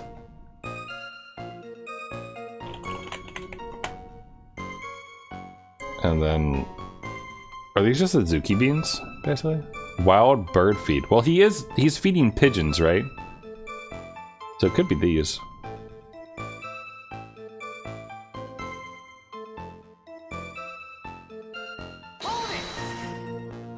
The court generally prefers if witnesses are sure of themselves, Mr. Kudo. Noisy brat! I'm warning you, I'm more savage than a macho man right now. You won't beat me with this testimony. The final battle. Ow, ow. Those seats harder than ever. Better be careful. Come on, Nick, nail him. The court has already heard that testimony, Mr. Kudo. I know that. I was just setting the mood. How else am I supposed to build the suspense? The suspense? Yeah. Now, what do you think? Should I work the audience a bit more? No. Please continue, Mr. Kudo, as quickly as possible. All right. Now, where was I? Ah, yeah. The young boy slumped over the table and... Oh, the clumsy idiot was at the vase. He knocked it right over. A vase, you say? Yeah. There are vases on all the tables in that place. There are accidents waiting to happen. They're practically begging to be knocked over. Well, he's right about there being vases. I do remember seeing them too.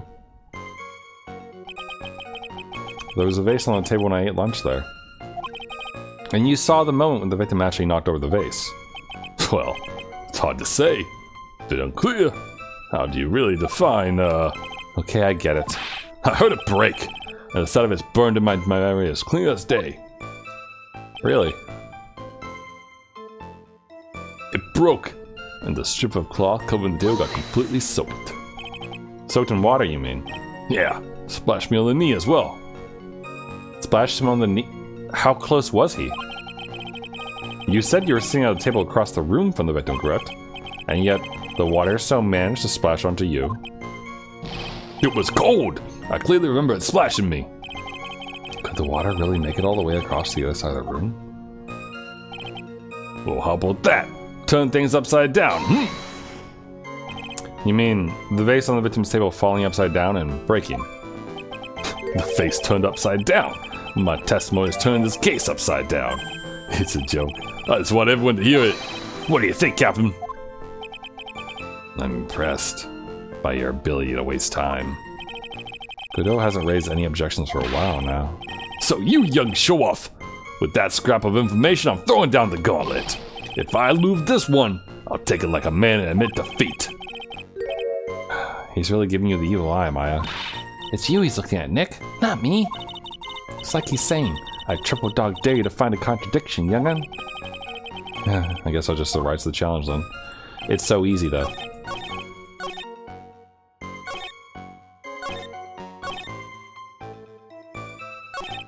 Yeah, I'm gonna present it on the broke one because that's the one that's most like glaringly incorrect. Mr. Kudo, this is a I was about to say a paragraph. This is a photograph of the crime scene. So what? Look carefully at the table. The vase is there, intact. Huh? Lost your tongue, Granddad? I'm no granddad of yours, Hopscotch! Ow, ow. Enough! If you throw any more seeds in this courtroom, the cleaners will be here all night. What is it now? I just remembered something. Yes, go on. The broken vase. It was on my table. What? Well, you see, it startled me when that young lad collapsed, so I stood up. It must have been when it fell over. The vase on my table, I mean. The vase on your table? Yeah, it was on my table. And that's how my groin came to be completely soaked. We're just gonna take a screenshot of that for uses.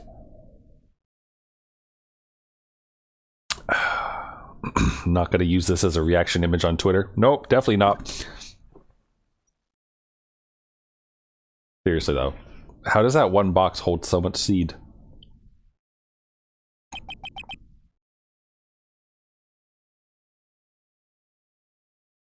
Is that why it took him so long to call the police? Because, like, he was busy changing pants for an hour? What did your cat do, King?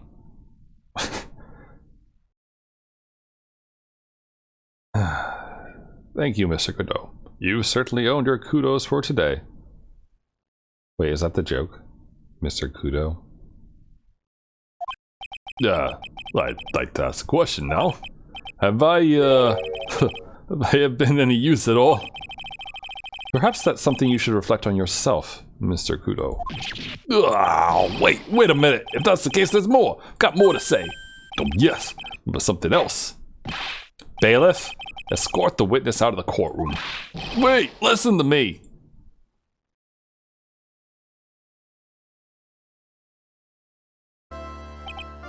Well, we seem to have been considerably sidetracked, and I am still not in any position to deliver a verdict.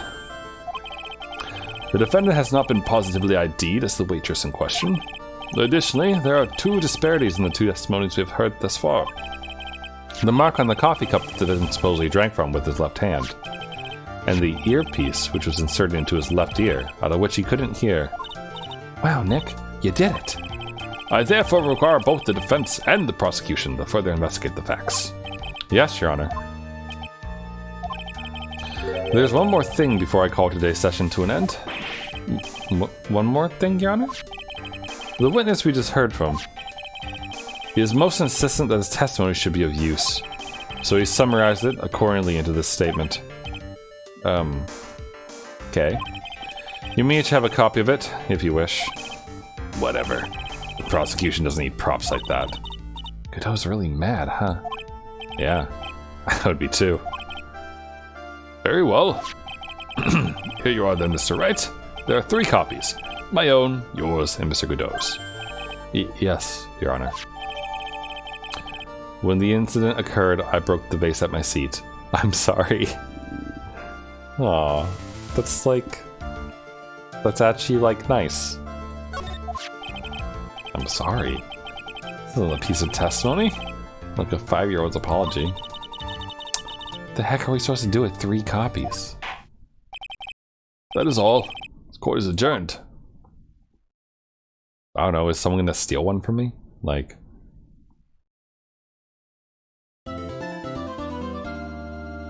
What a flourish that melody is.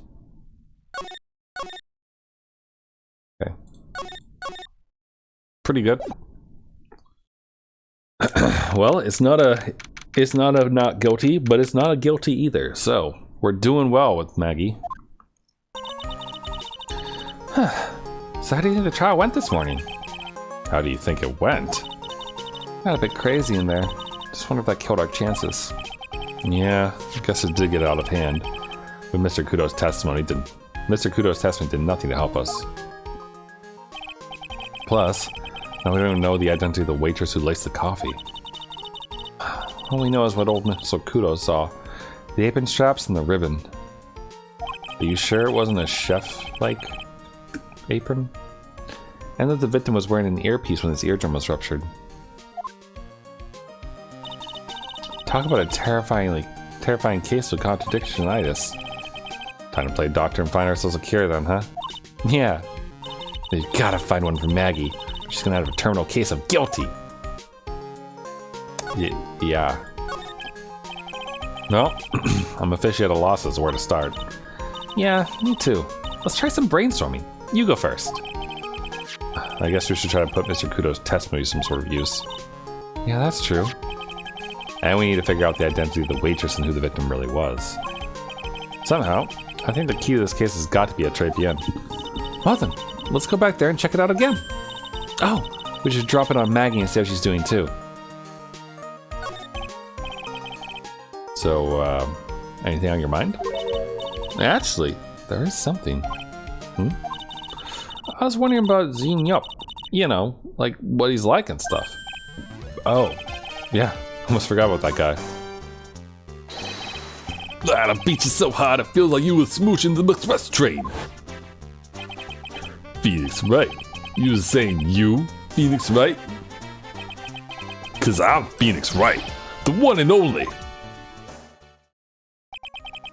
Actually, I learned a little something about my doppelganger. Huh? You did? What did you find out? Oh yeah, Maya was working at the restaurant when I ran into Don Fone. Don Fonioni. Dungeon? What are you talking about, King? What game are you playing right now? Let's just say you have such a terrible version of me that I wanted to sue for defamation. You're playing Oblivion. Oh, nice! You're not the only person who's playing Oblivion right now. Not me, but someone I know on Twitter is playing Oblivion. And they were posting about the Dark Brotherhood questline. Which are always the best, I feel. I really like the Dark Brotherhood questlines typically. Like a lot of the people are like just kind of fun characters. Not to mention like the sneaking and the murdering is a lot of fun too. What's that guy's story anyway? Always have to gain by impersonating me.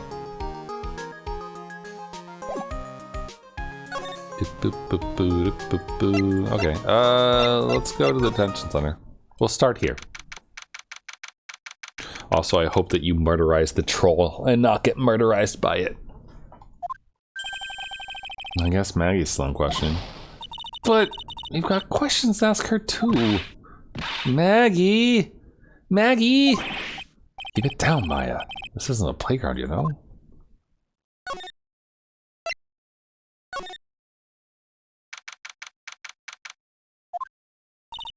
Empty. As usual. Yeah. And it's lunchtime, too. That's it! Come on, come on, come on! Hey, that sounds like... Oh. Now just call me. Now just call an 8, pal. Come on, I know you can. Getting really worked up about something. Ah, that's the wrong number. Ugh. Looks like an 8 would have only netted me $5 anyway. What a ripoff. Do any of you play the lottery at all, out of curiosity? What's the problem, Detective Gumshoe? Huh? Oh, it's you. I was just listening to the radio, pal. To the radio? Hey, Detective Gumshoe's having lunch here. He is. He's having the twin tea set. Third ability to control fat and alchemy is damage willpower.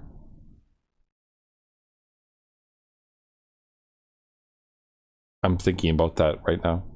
I'm thinking about butter and how cookies damage people's willpower to not be fat. What can I say? How are you affording this, Gumshoe? This is a nightmare. How am I supposed to look Maggie in the eye now, pal? You really drove her into a corner, you know? You always blow apart my testimony.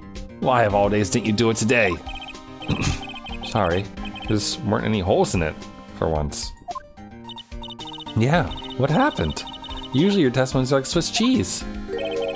Swiss cheese? Would you have preferred crumbly like aged Parmesan?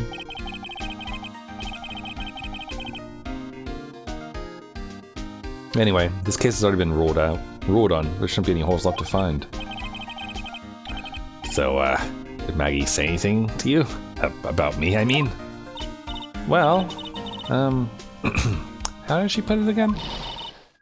Can't believe Detective Gumshoe. I hate him, sir. I mean it. I don't ever want to see him again. Something like that. Oh. But please, Detective Gumshoe, I didn't mean... Why? Why is this happening? He's banging his head against the wall, Nick. Oh, man. Poor Gumshoe. I do feel bad for Gumshoe.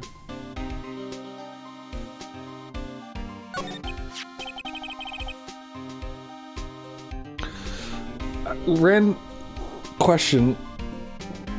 Would you all ever want to see a playthrough of an Elder Scrolls game at all? Just out of curiosity. I haven't actually thought about doing one like on stream before, because like they're such massive games and you get so distracted by every little side quest and whatnot that I feel like I wouldn't actually end up finishing the damn quest. So you like the Twin T set? Out of curiosity, I'm not like planning on buying it again anytime soon, but you know, kind of curious.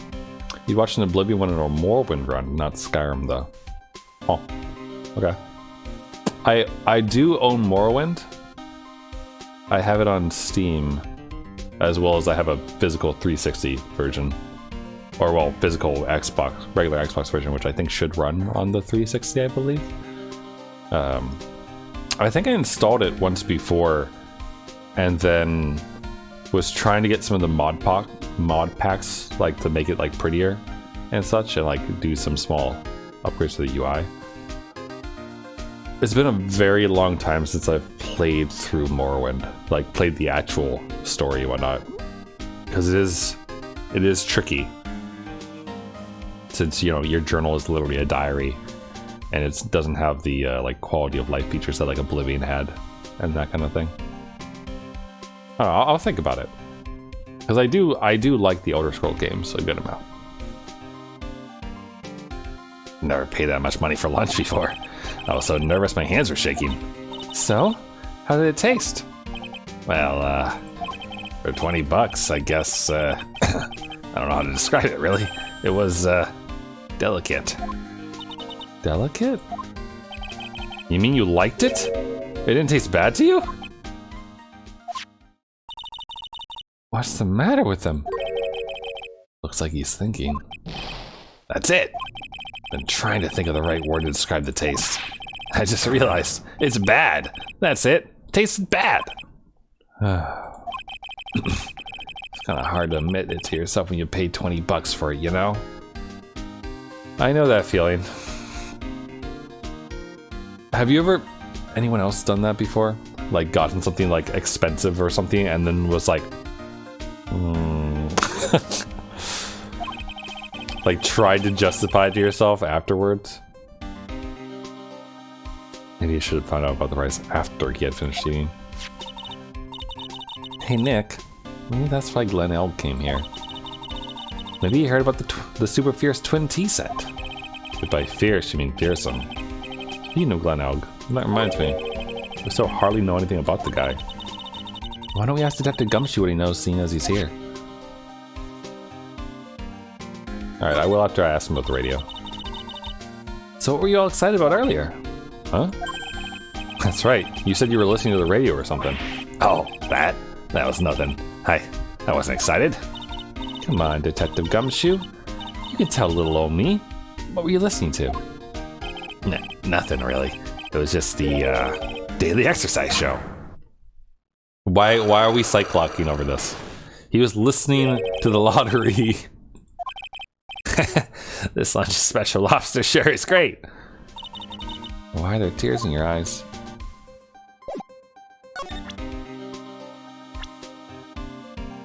There he is.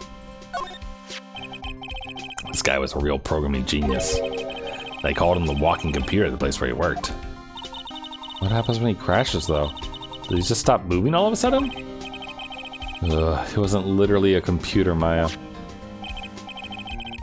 Anyway, there's nothing between Maggie and the victim. Yeah, that's what we found out yesterday too. Hey, Detective Gumshoe, Don't you have any information that's a bit more fun? Fun? Oh, I know. So you paid a visit to where Mr. Elk worked yet? Might as well. His workplace? Where's that? A computer firm called Blue Screens Incorporated. Or something like that. Sounds like a real stable company. This could be fun, Nick. Let's go. Computers aren't really my thing, Maya. I'll be fine. I know all about that high-tech stuff. How does the village medium know all about computers and stuff? It seems unlikely. Not to judge a book by its cover, but just saying. Just around the corner from this joint. Should take a look. Computer firm called Blue Screens Inc., huh? Alright, hold on. Let's see if we can break a Cyclock. I feel like Gumshoe shouldn't be too hard.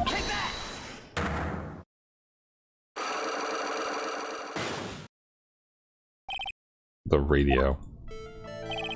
Alright, Detective Gumshoe. Tell me the truth. What were you listening to? No way, pal. They made a big thing out of it. I'm not gonna tell you. We'll see about that, pal. Considering all the noise you're making while you're listening, it's pretty clear what kind of radio program it was. I'd say it was related to... Where's my lottery ticket?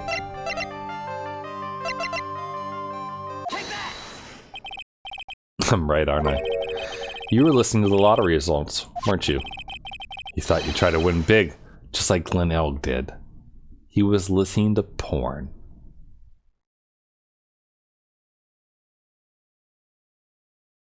That reminds me of something that I saw today. For whatever reason, someone like... Actually, do I still have it open? Hold on.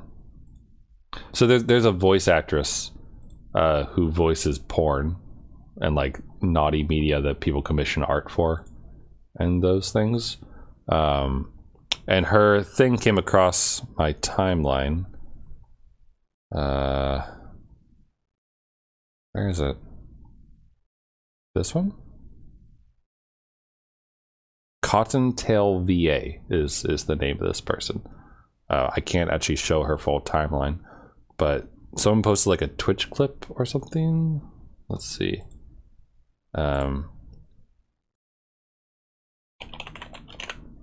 This is the thing that came across my timeline. This is how I found this person today. Like this person, you know, saying this nonsense, which made me go, oh, who is this person? And then here it is. This is what I was looking for. She has a really nice voice. But like, I guess she like embarrassed this dude. Right now. You squeezing your thighs together? What's going on here? Aw, cute. I've been a f***ing YouTuber since 2015, and And it's this easy to set you off? Oh my god, you are literally blushing. You are as red as your nails right now. So cute. Ah, adorable. I don't have makeup on. It's just, you know, it's More like my mommy, more please. it's just my tone. How it is. Yeah? Mm-hmm. You're naturally this pretty? I don't believe it.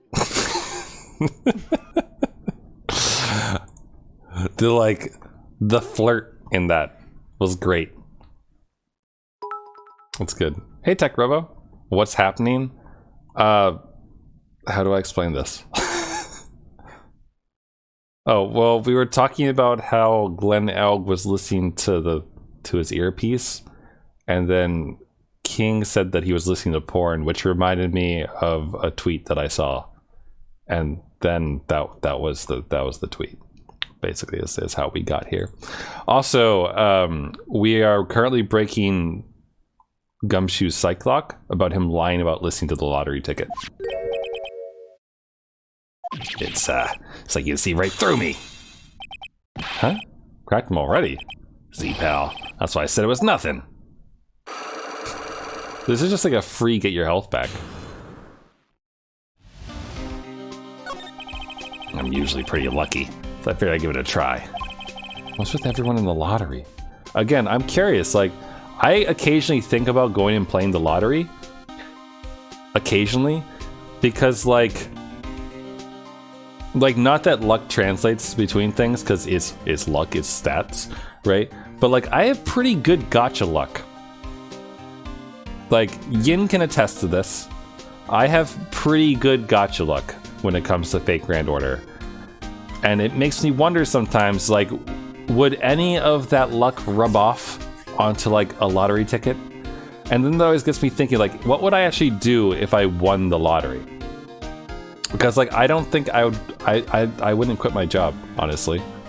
Like, I'd probably just like take that chunk of money, go to like a finance investor or whatever, like one of those, like a financial advisor or something like that, and be like, what do I do with this? Make this turn into more money for me, and then have them help. Like, I'd be very boring with my like, I guess in this case $500,000, right? If I were to win what this dude would have won. Yeah, $500,000. Like, if I won $500,000, I'd probably be like, hey, you want to make this turn into more money for me? Thanks. Though honestly, I think if I had enough like passive income and those kind of things, I might consider quitting my job and just like shit posting on the internet, reading comics, and playing games on stream all day. Like, I could get behind that. That might be kind of nice. So everyone win the lottery. I don't know. Would you? Like, if you won the lottery, like, what would you do with it? How did it go? I won 50 cents. Be better to win nothing at all than half a lousy buck. I was so mad. Yeah, I know the feeling. Bought the same kind of ticket as Mr. Elk, see? And they got this special radio show where they announce the winning numbers. They even do the drawings live on air. It's intense, pal. Can you buy lottery tickets online? Can you buy lottery tickets online? Some lotteries sell Powerball tickets over the internet, but the service is only available to residents of that jurisdiction. Huh. Interesting. Is buying lottery tickets online legit? State-regulated online lottery platforms offer the chance to purchase online lottery tickets legitimately and legally. Huh. Mega Millions and Powerballs are available at official state lottery online platforms. If you win the lottery, use it to ensure you don't lose family home.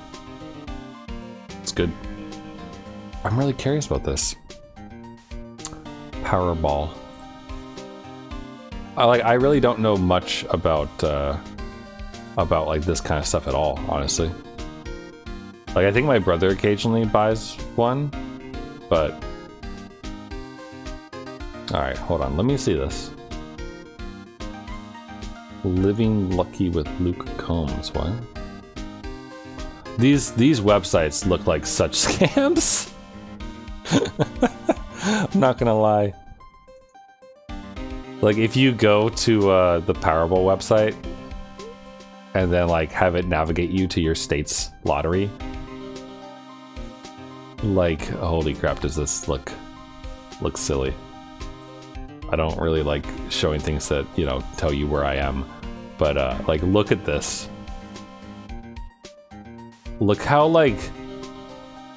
garbage this JPEG is. This is not me like zooming in or zooming out on this thing at all. It's just this grainy and like, it's so bad looking.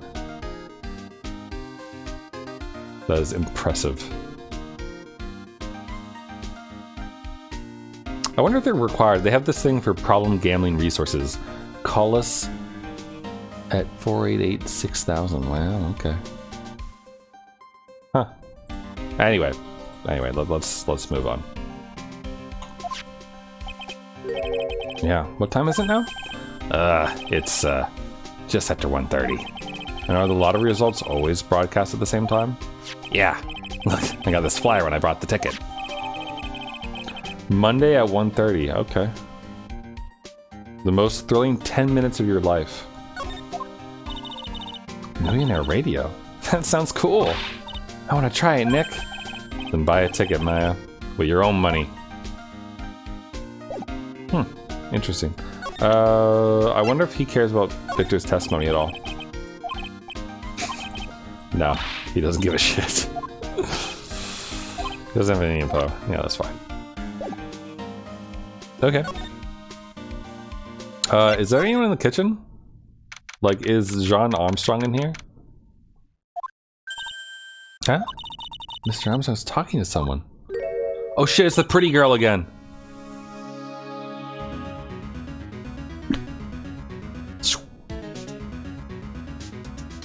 You know what I blame this on?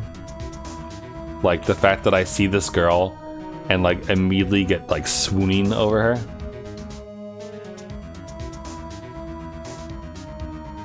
Anyone who's ever looked at the channel point rewards understands. Like, this is why. Right here.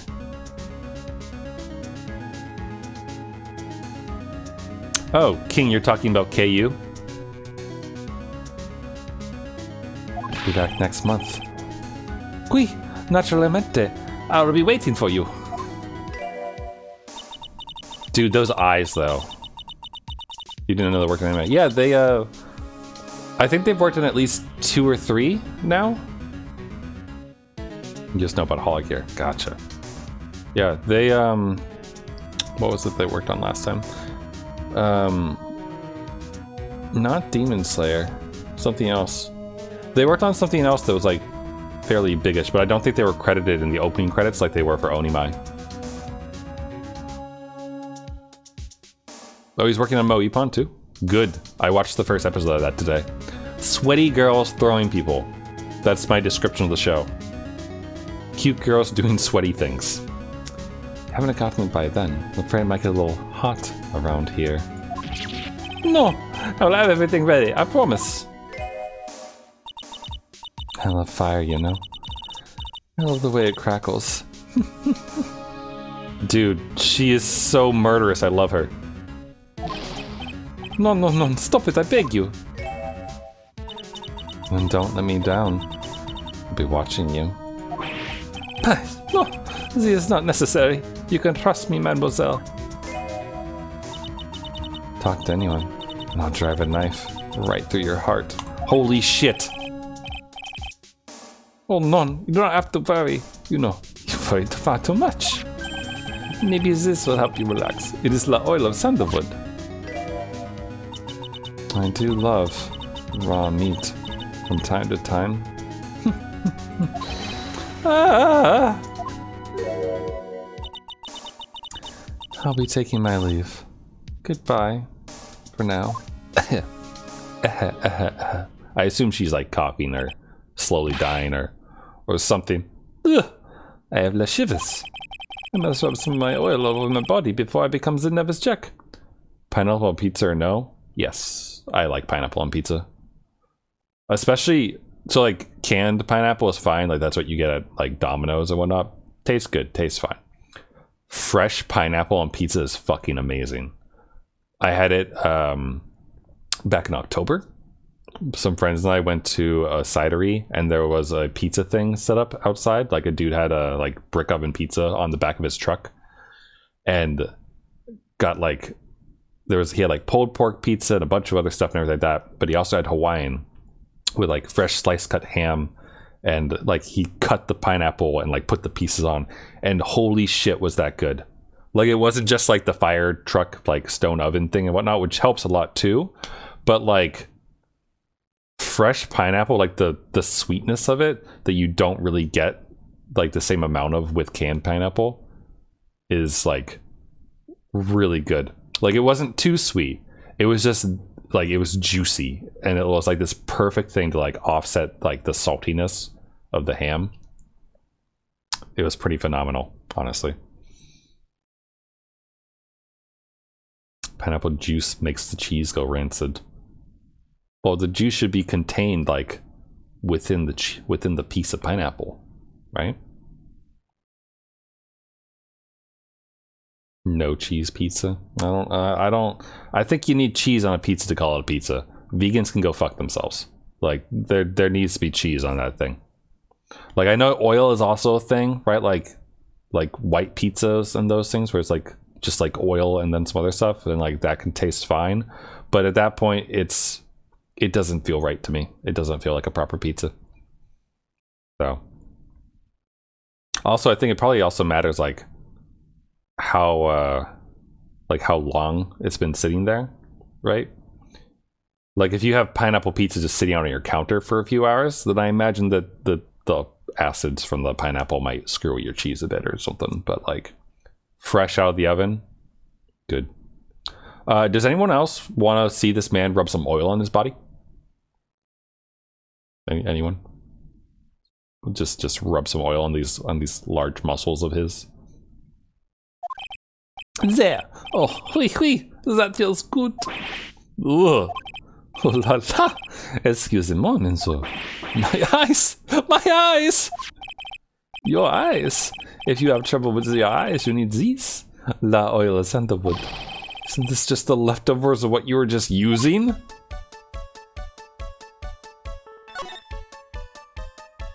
Did anything change here? I don't think so. Oh, but we get the good music again, though. Doop, doop, doop, doop, doop.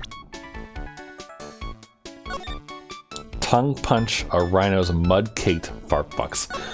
What a poet you are. What a way with words you have. Oh, that makes me think of Ace Ventura. You don't exactly have any customers, do you, Mr. Armstrong? No, you are right, monsieur. But perhaps that is the perfect time for you to visit me, no? That way, I can give you my undivided attention and cook for you la dista premi. Putting on a brave face, huh? That's what girls do, Nick. But you're right. Business is very difficult these days. Perhaps the name is the problem. People do not understand it. They think it is a tray. I just wanted people to think that my restaurant was exclusive. But they think you just serve fast food on cheap plastic trays? Nick, that's the kind of thing that can make a girl cry. Have you forgotten that Mr. Armstrong is a man, Maya? But this restaurant is my life. It is everything to me. What do you mean you need to play a rhino? Wait, I'm sorry, a rhinotaur? What is a rhinotaur? I'll defend it to la finale. No one will take it from me. Finale? So, who was that woman you were just talking to? Can I have her digits? She seemed really hot. Oh la la! You saw that. Yeah, well, yes, sorry. So, who was she? She looked so polite and graceful. And like she was gonna stab you. Polite! Graceful! Part man, part rhino. I mean, I understand that. I'm curious, like, what it looks like. I think it'd be really funny if it had the, like, top part of a man rather than the head of a rhino. She likes robbing and fires, right?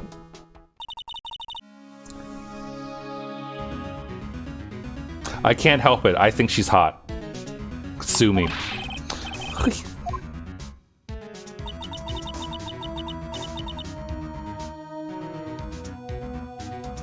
It's a centaur body whose lower body is rhino. Oh, that's neat. That is unique. So she's gonna torch his place. Or possibly murder him and cook him. Now think about it. Hey Maya, I think it's pretty clear what kind of conversation they were having. Think so? Let's show them that piece of evidence and see what happens. What piece of evidence? This piece of evidence? Oh, it's probably the one about the debts. My faces are broken all the time. I bought a new one the next day after the incident. But they wouldn't let me put it on the table because of the investigation. Okay. Tender lender. Oh, so that's why she likes me. So long as that paper exists, I am but a delightful angel with the broken wings. An angel, huh? Doesn't bode well when you think about it. Hui, they kept harassing me month after month. In the end, I had to give in. I agreed to help them. Help them? With what? My bien sûr. If I did not owe them the money, I would have refused. But my hands are tied. Please, what did you agree to help them with? No, I cannot say. If I tell you, that woman, she will slice me up and eat me with the salad garnish. Ugh. It doesn't mean that he'll literally sliced up and served with garnish. Gonna guess that woman has something to do with your loan contract. Am I right? Duh. Please, Mr. Armstrong, tell us about that woman. Cyclops, probably. Can I talk more? Some versions of the rounders of humanoid upper body rounders of mousy, thick and powerful with 3 fingers and a thumb. Interesting. The woman who was here earlier, I take it that she's I has come to this. What a tragedy. Suddenly I find myself so deep in the debt. It's a sign of the bad world we live in, eh? No, I'd say it's more of a sign of the bad culinary skills. There's a woman who is here. The scary woman. She is from the loan office. Loan office? Is that where you borrowed $500,000 from? Twee. Tender lender, it is called. Catchy name. Just hearing it makes me want to borrow some money. Please, you must not borrow from them. If you must, no more than $10. $10? Sounds like your whole monthly stipend, Maya. Hey! Get a bit more than that, thank you very much. So, tender lender's the loan office you borrowed $500,000 from, huh? I wonder if they've got anything to do with this case. Yes. I am the weak woman. When I am upset, I have to buy something nice to cheer me up. Thanks to him loaning me the money, I have to pay back $500,000 now. I am like a slave. I have to do everything that she tells me. Who is this he? The tiger. Oh, the Phoenix Wright phony. The tiger? He is the manager of the tender lender. A terrifying man, the big city mobster. When he shouts at me, my knees are trembling and his voice is ringing in my ears for 3 days. That thing is, no, it's not. It's a very effeminate man who occasionally refers to himself as a woman and also occasionally refers to himself as a man so far. Like, I think there's been multiple cases of both. He's just a delicate flower. Can't you tell by his rosy pink cheeks and bright pink lipstick? As soon as I hear the noise of the battered old scooter guides, I start to cry. A big city mobster who rides a battered old scooter? Does this guy resemble me by any chance? Oh, no. This man has a presence, a most formidable personality. Although, he does have the spiky hair just like you.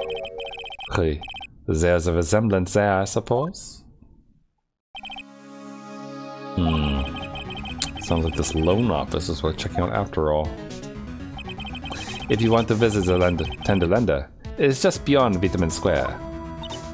Hey Nick, if you need money, I can loan you some, as long as it's less than $3. Thanks for the offer. Just beyond Vitamin Square, huh? Can I present to him the scooter? What is it? Is this your scooter? No, I saw it before in Vitamin Square, you see. Mon Dieu! No, take it away! Do not show that to me! Talk about allergic reaction. Okay. Do we have anything else that we should show him? Potassium cyanide? Felicitations! Ma questiones. KSCK test? How do you speak French? Because I don't know. How do you say this? What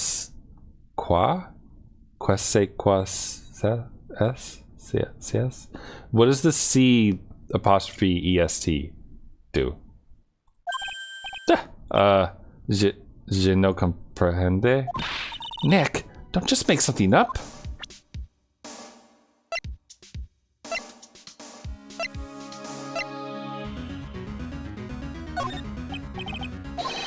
No. I'm glad that at least his thing is pretty short. Oh la la! So you have eaten my lunch, oui? Tell me, Monsieur, did you enjoy the lunch I prepared for you? It was a unique and wild mix of flavors. That was the first time I ever had lobster, you know? Lobster? There was no lobster in my lunch. Huh? But it said lobster right on the menu. Mademoiselle Maya, please, you must read the menu more carefully. It says, a dish inspired by lobster and abalone fricassee with a balsamic vinaigrette. Oh, it's inspired, is it? Oui, inspired by these ingredients, but not perhaps made from them, ne sais pas. Oh, I guess that's the way the cookie crumbles, Nick. The way the lunch tastes is probably 99% perspiration and 1% inspiration. I already did. That made him talk about the vase being broken and that he's gonna replace it. See, bought a new one. But he couldn't put it on the table. Alright, I think we're done here for now. Oh, new stuff? Or no, okay. Well, I'm gonna head back to the precinct now. Got a big meeting starting in a bit. About Maggie's case, you mean? No, that's pretty much wrapped up now. There's another big case going down at the moment, so she's been pushed aside. Okay, well, see you later then. Bye. Bye, Gumshoe.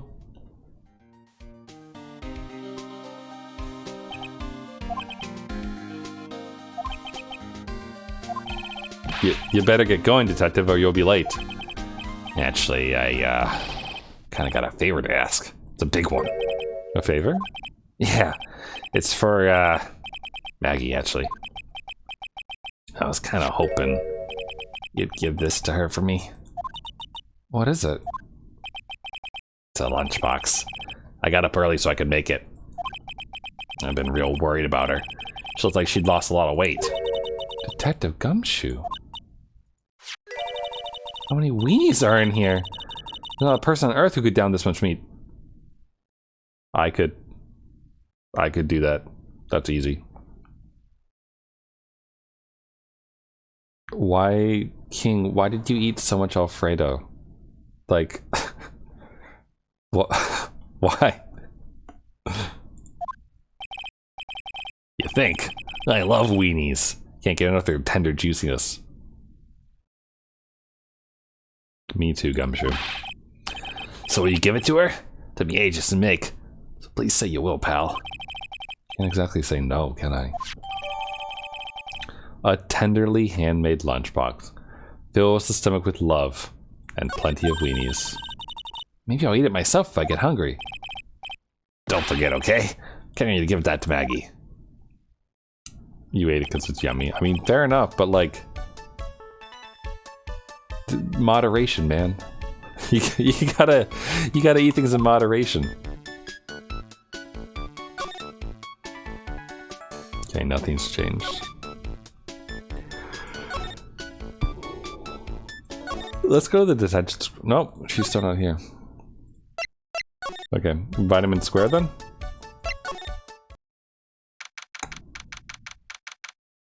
Oh, I finished off my weird chili. Did I ever show you all the picture of the weird chili? I feel like I might not have.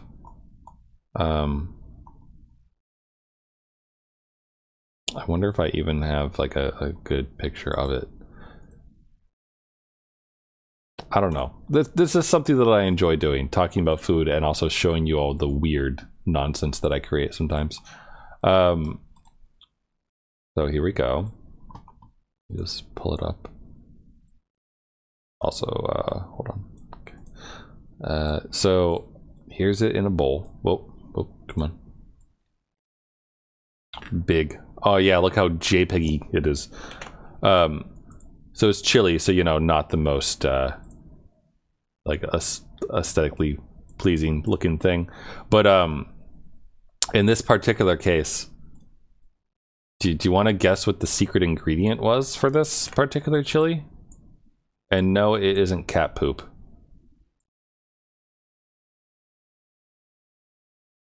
Del Cabasa. I did sausage chili a while ago, actually. So I like to mix up the proteins, right? Like choose this, do this, maybe do beef, maybe do that, etc. You know, like X, Y, Z. And I was reading articles about, like, you know, options for such a thing. And I decided to give it a shot. And when I was browsing at my little grocery store, I found flax seeds, which look kind of like that. Really, why can't I go back? Flax seeds.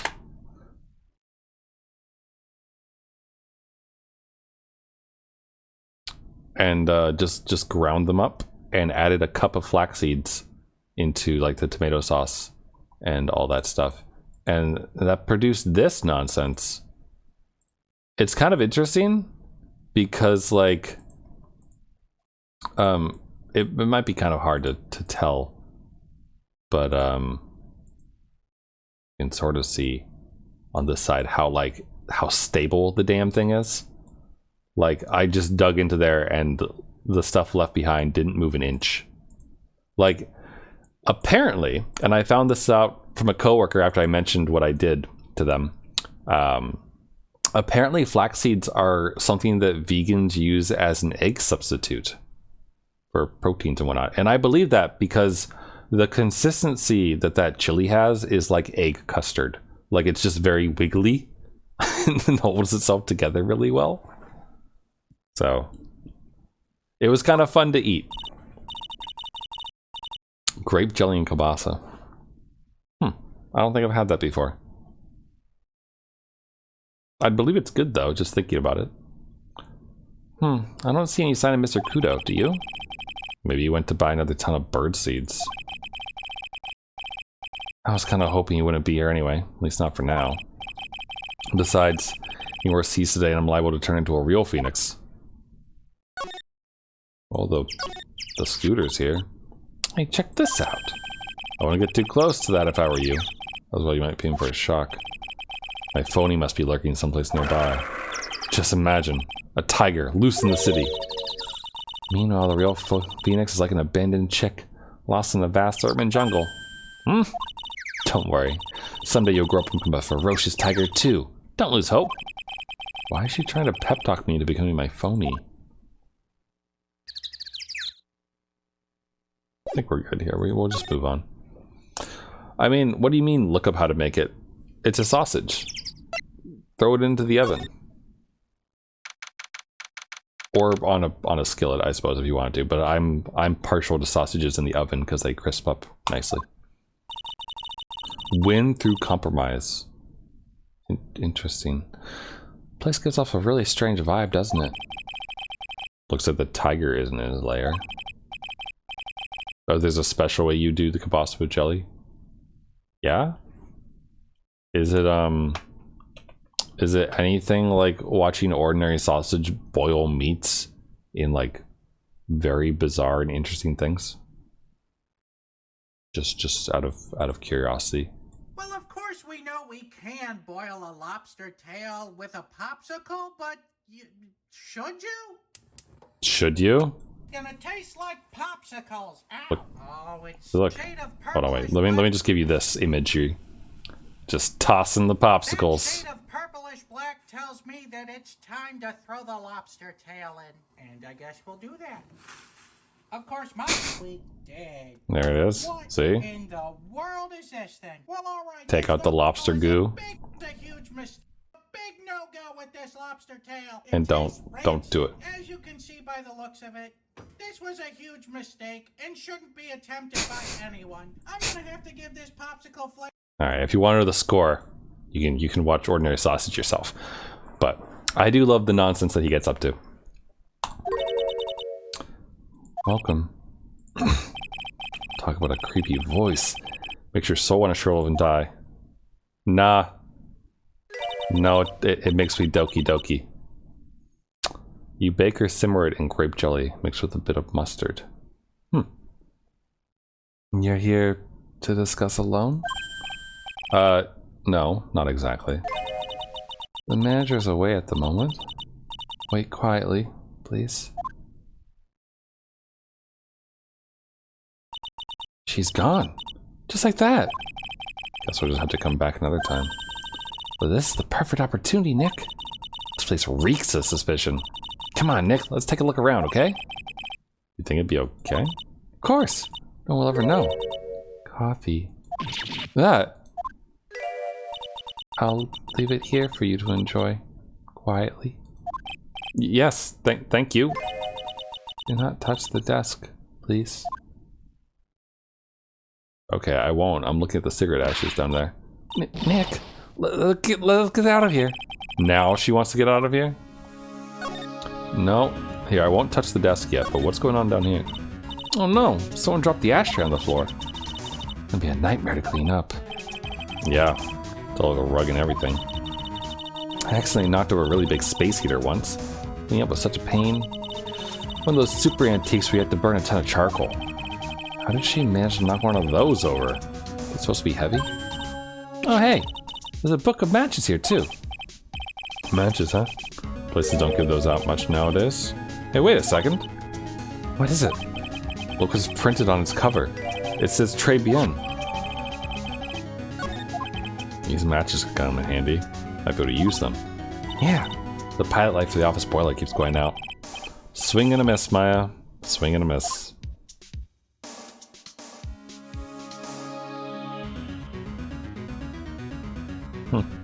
I mean, it sounds good.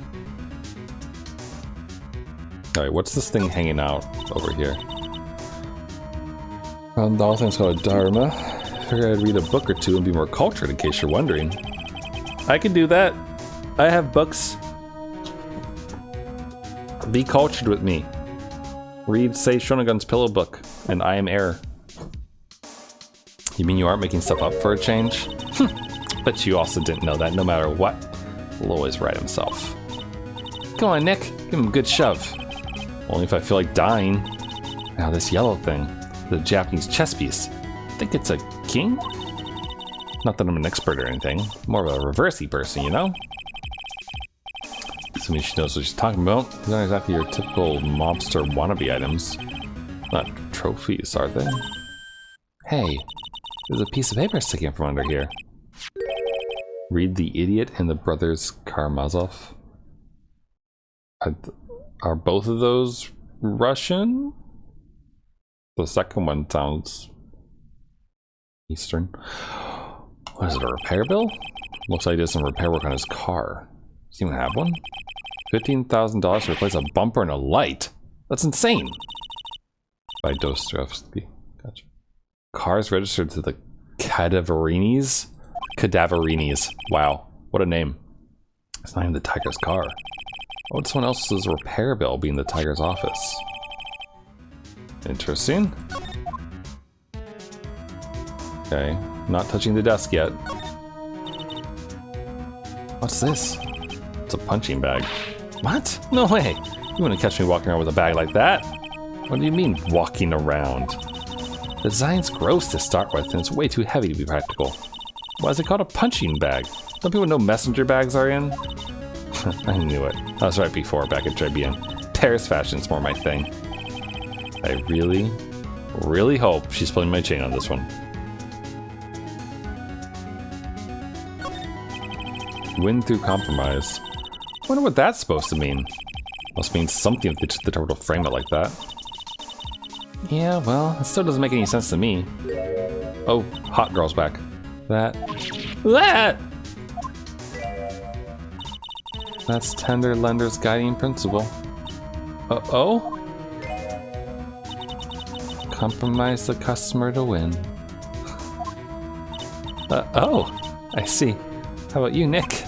Yeah, well, as long as we don't have to compromise my hair, I'd say we're okay. That's one slogan no business owner should ever explain to their customers. Ew. Nice jacket. Hey, look at this Parisian-style coat. It's so chic. It's more like a pimp coat to me, because I haven't got an eye for fashion. Hey, look at this. This suit is the same color as the one you wear, Nick. Oh, that's good catch, Maya. There's his outfit for me. Same color as my suit. Keep your voice down, Maya. Nick, you gotta take a look at this. Some cake? Ah! I'll just leave it here for you. Yeah, sure. Thanks. Just wait here quietly. Otherwise... Sure. Did you hear that, Nick? Wait quietly, she said. Yeah, sure. I have my eye on you. Only so I can take care of you. Understand?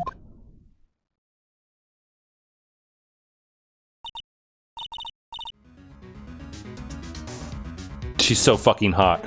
I'm scared, Nick. So? What were you getting so excited about before? Look! On the lapel of the suit. That is the fakest attorney badge ever. That's so good.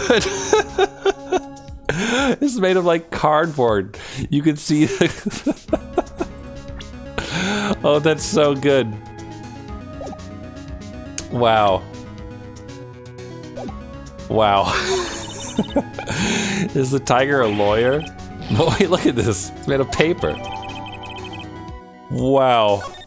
Oh, that's great. For some reason, your badge son looks really cheap to me, Nick. Fuck you, Maya. Why doesn't anyone recognize an obviously fake badge when they see one? Why indeed.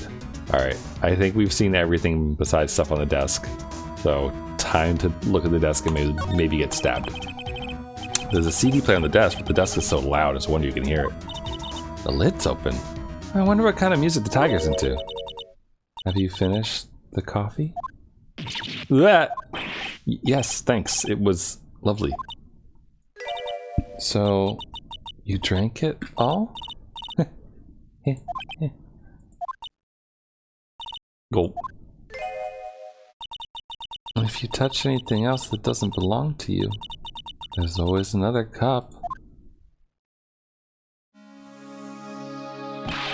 That coffee. It was laced with something, I'm sure of it. Nick, my stomach is killing me. Oh, wait. Maybe it was just the burger I ate for breakfast. I sure hope so. We were taking a look at the CD while we're still alive and had a chance. What the? What? It's not the Rocco soundtrack, is it? Claw of the Tiger? It's a demo CD by MC Bomber. The artist's name has been handwritten on the disc in pen. MC Bomber. There it is. We're tying things together in the case. Must be the CD Maggie told us about. Let's listen to it. Bet it's heavy metal. No way. That won't make us drink more coffee if we do.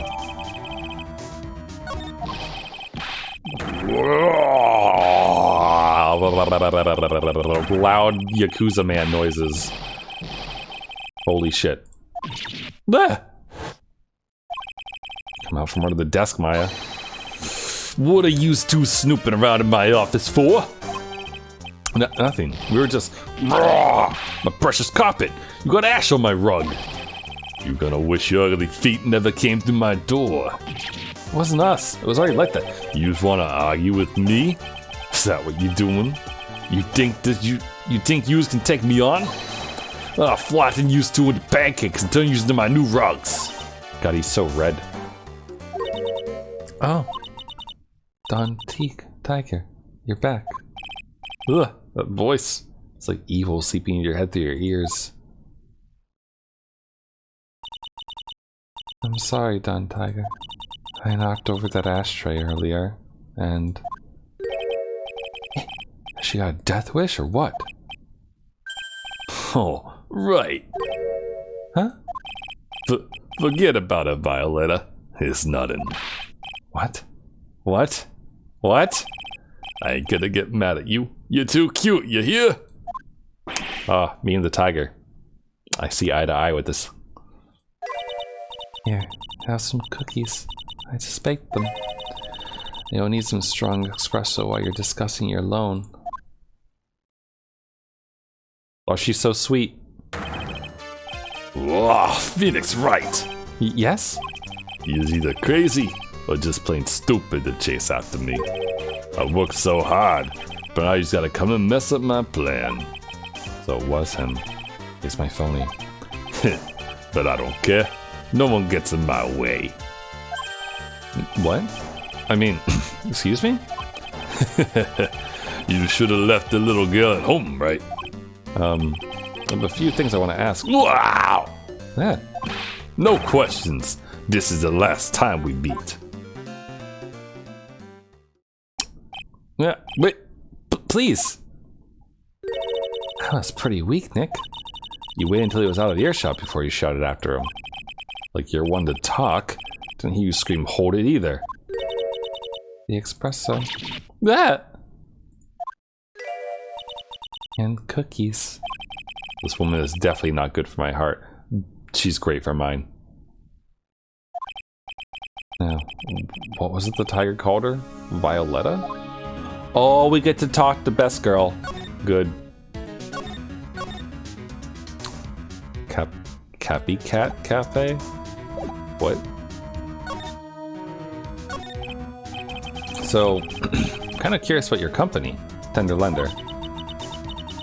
With the warm and friendly atmosphere you expect from a family-sized business, a conscientious rate of interest, and an attractive repayment policy. Why do I get the feeling this sentence is not going to end well? We will tenderly lend you that little bit extra here at Tender Lender. Hey, Nick, things are a bit tight for Wright & Co. at the moment, aren't they? I mean, there's that $500 you owe me from our card game for starters. Why don't you take out a loan? Would I like to take out a loan from a place like this? Not so much. Capybara Cat Cafe. Do capybaras and cats get along? Tender Lender is on your side. So, let's say I'm late with my repayment. What happens then? We give you more coffee. Strong coffee. Right. I think I'd rather skip town. Hey, just remember, I can make strong coffee too, Nick. Strong tea as well. They get along with almost everything. Okay.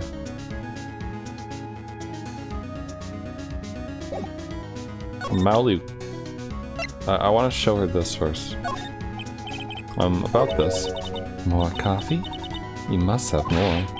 No, thanks. I've had enough, really. I'm so thirsty. I don't leave the office. I can't tell you about anything except Don Tiger. Okay, interesting. Might present her that profile then. So, do you know about the incident we're investigating? What incident?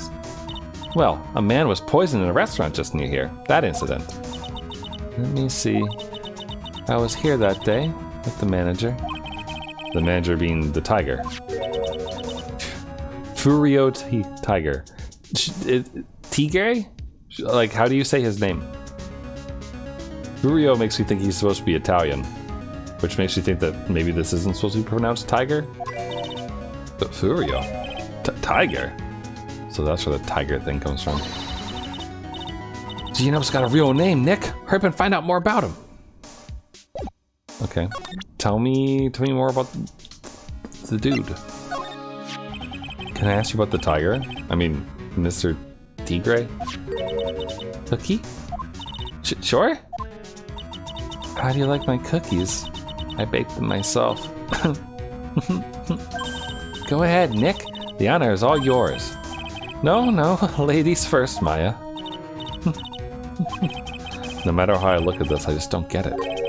What are the tiger and the scary girl doing working together? We are lovers. God damn it, she's taken! Ruined. She's the type of gal to make you cookies laced with love juice. Like I said, best girl! Not exactly coming across in your tone of voice. I own Don Tiger in my life. He's the one who saved me.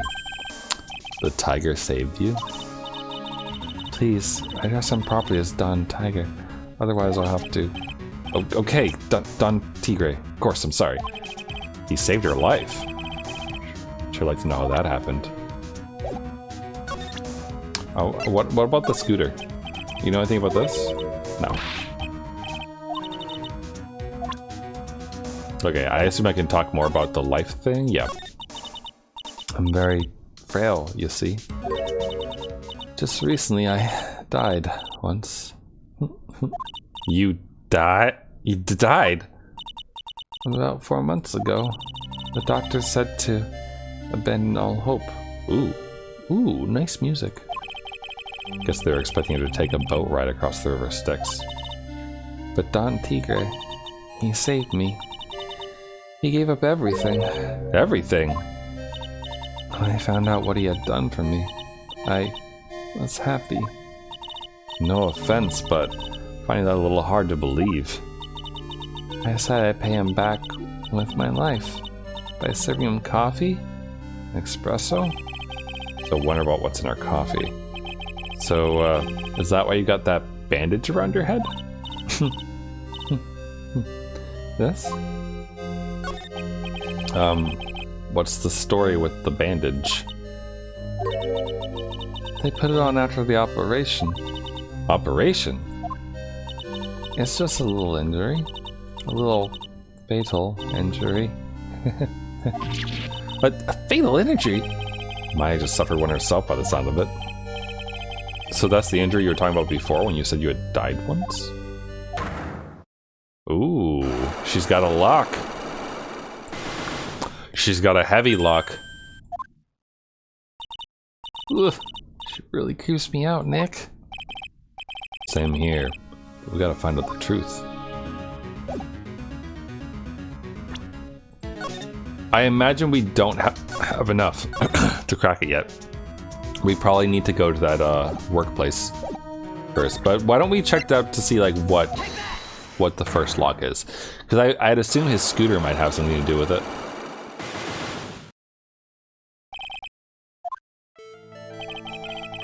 You said the bandage around your head was from an operation. You also said you suffered a fatal injury to the head, correct? Yes, the operation was very difficult, apparently. Now, by fatal injury, you mean you were hurt very badly somehow, right? Did the injury in question have something to do with this? Well, donuts? Huh? I made them myself. Yo, homemade donuts? What's inside? Jam and arsenic. Thanks, but no thanks. Okay, I don't think we know. What happened to this woman for to have such a huge bandage around her head? Achievement unlocked, Violetta's homemade donuts. Oh, there's an achievement for screwing up with her. Good.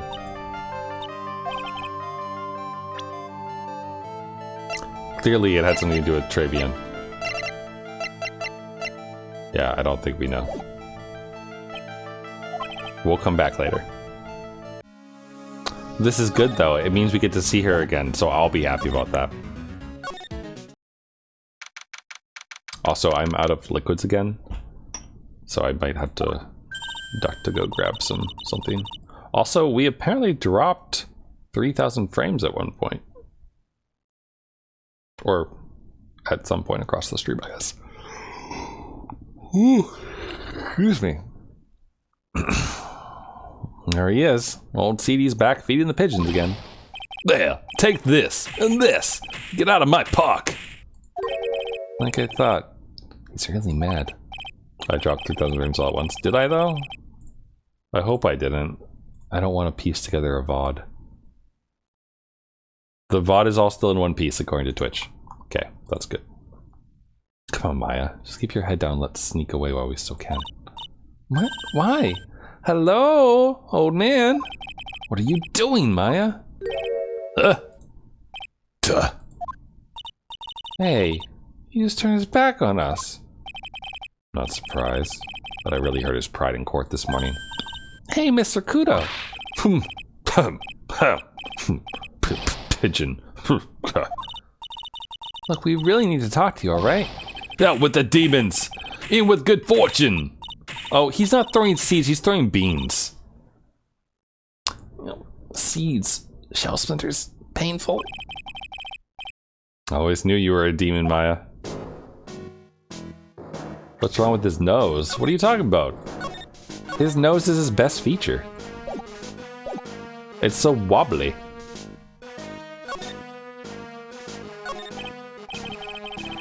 They're explicitly not beans. But he threw them. Oni out.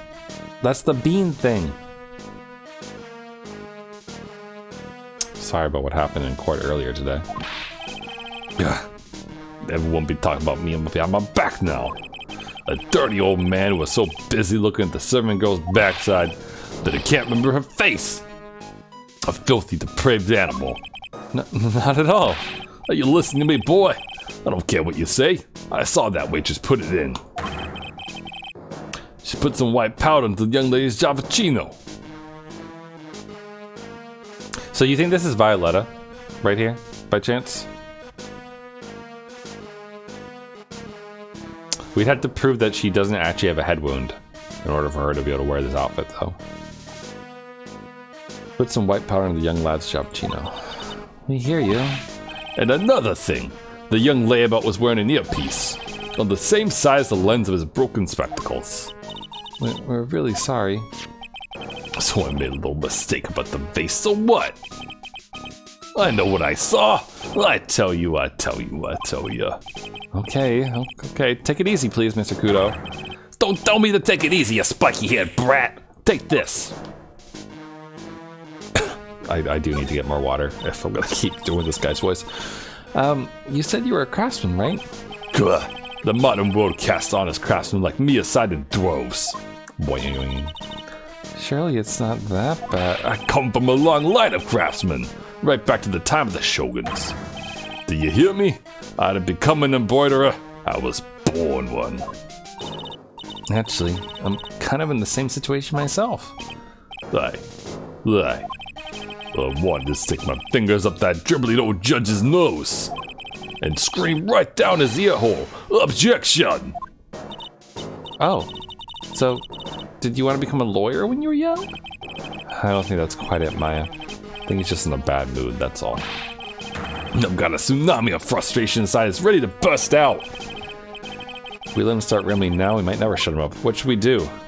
Cut in or suck it up? Let's let him talk. Better let him talk. So there's not much call for craftsmen these days, son. Of course not, you idiot. All I'm good for nowadays is running errands. Errands? Everyone takes advantage of the elderly. Buy some bread, Gramps. Take the dog for a walk, Granddad. Feed the pigeons, old man. What am I? Some sort of 2-bit community handyman? Hey, you're not wrong. Thinking about the kids chasing out to go feed the birds. Well. Buy some bread. Now that I can understand. What's the point of feeding some seedy pigeons? Why don't people say what they mean? Get lost. That's what they're trying to say. Oh, yeah. I'm just an inconvenience, you see. At home. At that restaurant. I just get in the way, don't I? No, I'm sure you don't. Wait a minute. What did he just say? At home and at that restaurant? Hold up. By restaurant, are you talking about Très Bien? Did you get asked to run an errand there too? Yeah, I did. The very day that young brat was poisoned. What? So on the day of the incident, what were you asked to do? Glad you asked, boy, because I'll tell you what I was asked to do. All of a sudden, that young lad slumped over the table. The serving girl collapsed. And I broke that face. All happened so fast, I was in a bit of a daze, you see. Then the owner shouted over to me. Excusez-moi, you call the police. Call them yourself, I should have said back, but I didn't think of it at the time. So, did you end up calling the police? Like I said, it's a bit of a daze. Did you call them on your cell phone? Pah! Do I look like I have one of those newfangled thingamajigs? I went out looking for a payphone, of course. You went looking for one? Couldn't find one right away, you know. Wandered around for 5 minutes or so. Plenty of time for evidence to be planted. So for 5 minutes after the incident happened... Yes, sirree. The owner was at Très Bien on his own. Why didn't you mention this in court this morning? Well, I would have if you given me the chance. But you all bullied me out of the courtroom.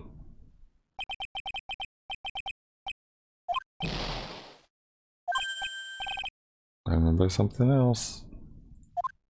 He looks like a Hey Arnold character when he gets all like... that. Whatever you call that. Impish? Meekish? I don't know. It's not my fault. You're the ones to blame. You could at least told us before we got to court. Is it really that important that Mr. Kudo was the one who called the police? What's important is the unaccounted time before the police arrived. The victim was dead, and Maggie was unconscious. Which leaves that man, alone in the restaurant.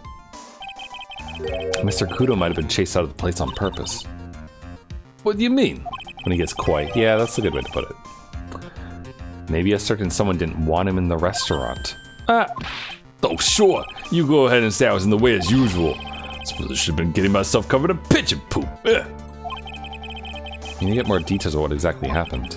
From Maggie? And from Mr. Armstrong. Can you revise this to do that? Would you mind taking a look at this? Blah. You let me get a million of my grumbles off my chest? I'll take one quick look. Oh, okay.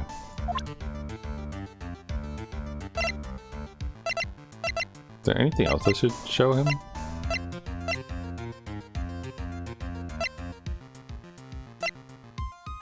Clear your pay bill. Let's see, bomber. No, I think we're good. Thank you. Thank you, buddy, old pal. To the kitchen. To the kitchen. You want me to show him MC Bomber? Okay, I will after we go back to the kitchen, because I think we have to go to the Vitamin Square in order to get to that workplace of the programmer dude. So we can stop by after we do this bit. Looks like Mr. Armstrong's out again, but the place is open for business. Can't have an open restaurant without a chef. Hey, it's not my fault, Nick. Don't take it out on me. Only a couple of minutes after the incident happened, Mr. Kudo left the scene, leaving Mr. Armstrong here alone. Missing when we need to talk to him the most. Maybe he's trying to avoid us on purpose? Are these all just the same thing? Yes, this is the same as before.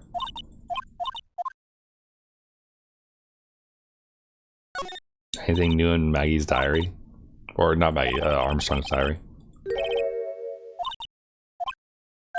Collection of poems. Nope, we saw this before.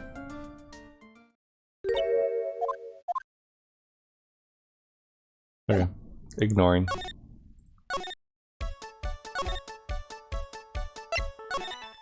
I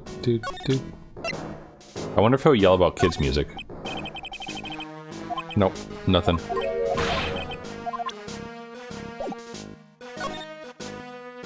Oh, my bad. Blue screen says move through here. 1 second, I really need some water, so I'll be back in a moment.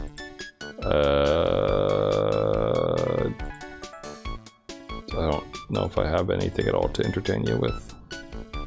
What's this?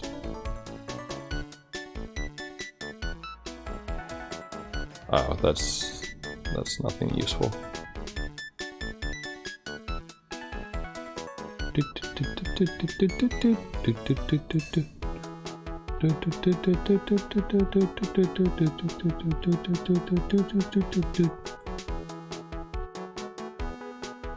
This? That's 6 seconds.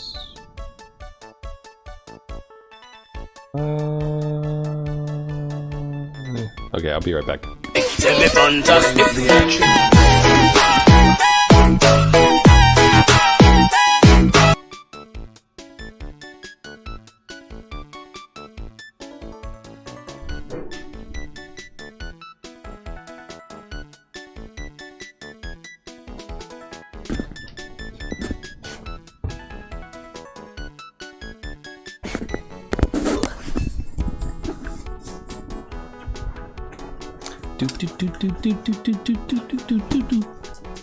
I have, what do I have? Mandarin flavored salsa.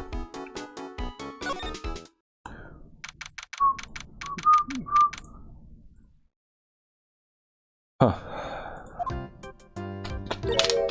Give meme? What, the cat wasn't enough of a meme for you?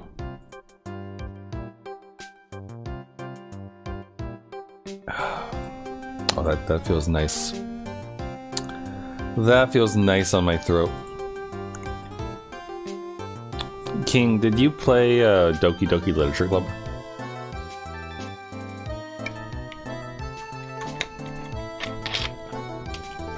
Or are you aware of it and the story beats in it? You did? Okay, good. Then that means I can show you this for your meme. Wow, this place is so high tech. You can almost smell the electricity in the air. Natsuki, best girl. Man of culture. I enjoyed her route the most, actually. My little manga reader. It's a computer from Maya. They can't work with electricity, you know? Who are you? Whoa! Nice outfit. It's got lights. Oh, hello. I'm sorry. Access is restricted to authorized personnel only. Is she a robot or is she an actual human being? This is a computer programming laboratory, and there are far too many trade secrets that could be leaked. Wow, what secrets? Everything you see here is classified. No information can leave this building. Understood. Who is this woman? She's like a robot from some kind of whacked educational show. My name is Lisa Basil. Another palindrome. Do you think every programmer is gonna have a palindrome name?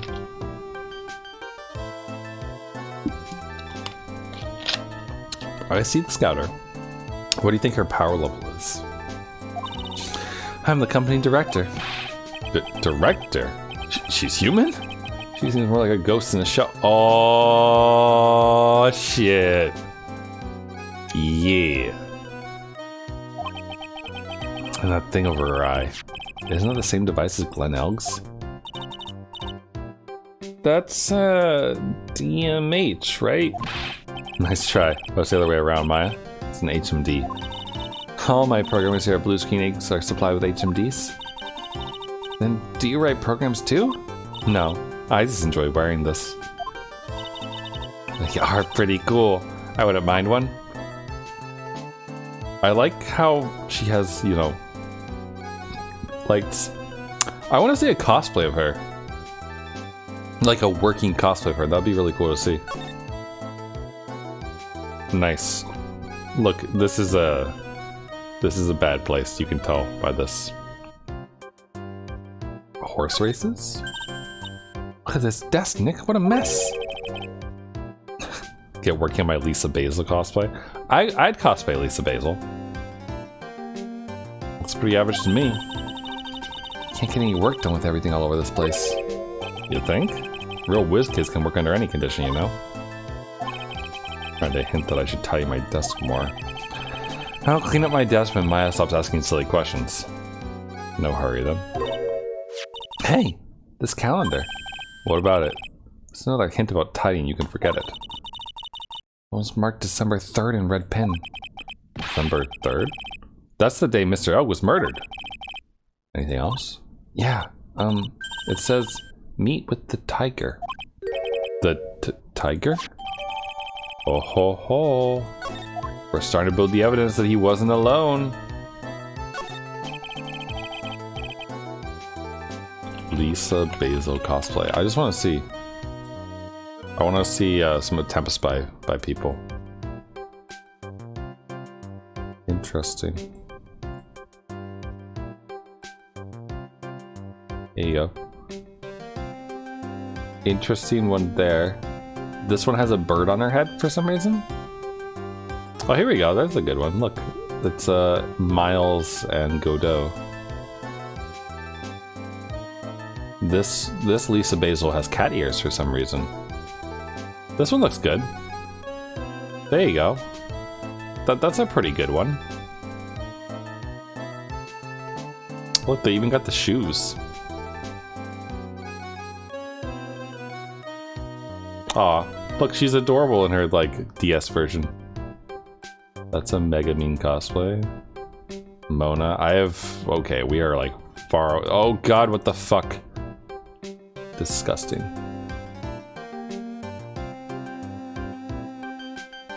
He's really pounding that keyboard, isn't he? Wow, but that's where the pro and programmer comes from, huh? Guess I shouldn't be resting on my laurels. Gotta expand my skills and all that. Yeah, that's a good idea. Maybe I could become old CD's apprentice. And what about your spirit medium training?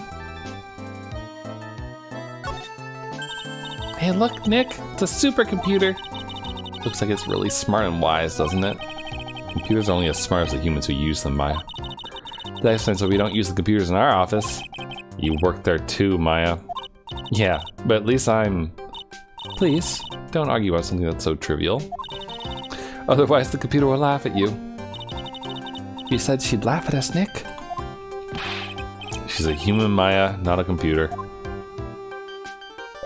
Alright, let's chat with this nice lady. I like her shoulder pads and her tie. Her tie reminds me of Miku. So, what exactly is this firm's business? I will try to simplify it so that you can understand. We analyze the data management systems required by certain branches of industry, and then deliver optimum operating systems and source-level components to them. Huh? You lost me on the corner of analyze and management. It doesn't matter. They analyze stuff. Got that much right. The software we produce is distributed on CDs. CDs? Yes. Compact disc. Digital optical storage media. And of course, CDs are used for storage as well as music. What's on the MC Bomber CD? The small firm, but all my employees are first-class programmers. Let's ask one of them what they're doing. Excuse me, what are you working on right now? I'm researching the impact. Oh shoot, it's going to us. Logical access. Wait.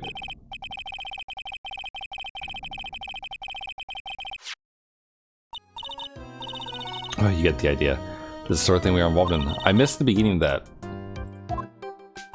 Yeah, your blank smile just said otherwise, Maya.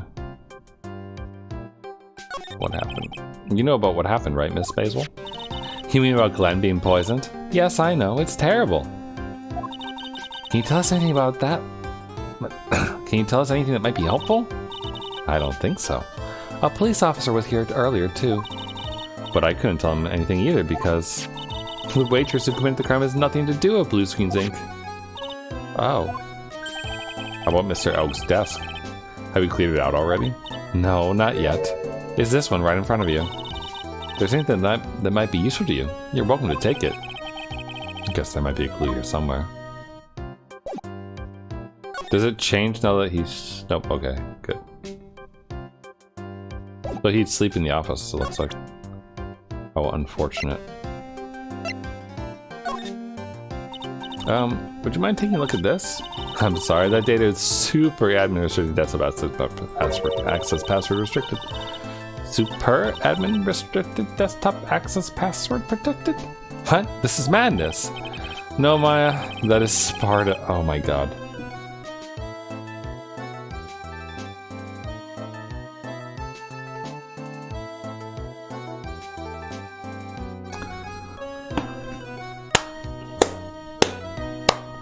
She won't tell us unless we say the right code word. Sesame.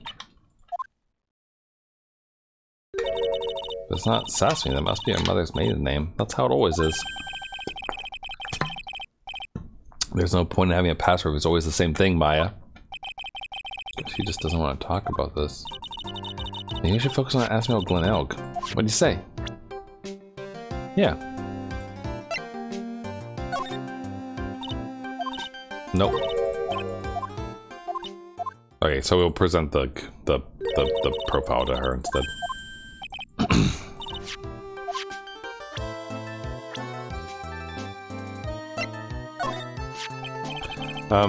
About Mr. Elg.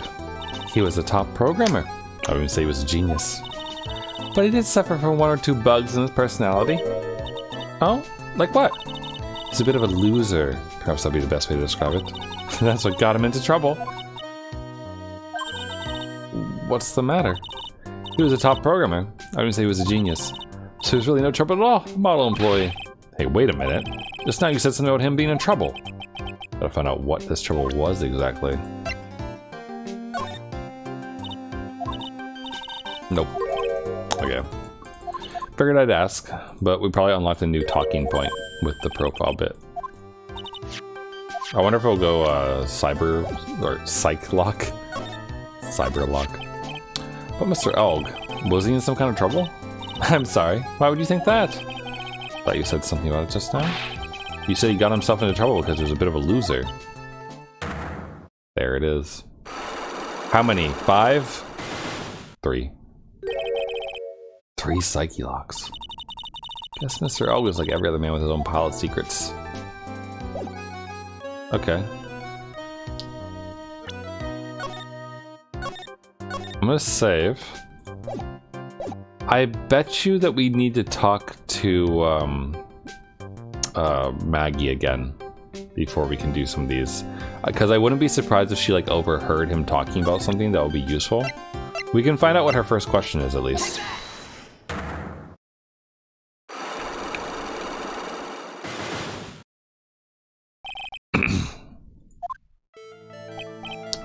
Are you talking about what kind of trouble he was in? Sorry, sir, but we don't deal with troubleshooting here. Perhaps you'd like to speak to someone in customer service. What's she talking about? Better just take a shot and see where it gets me. Miss Basil, let me ask you something. Did Mr. Elk's trouble have something to do with this?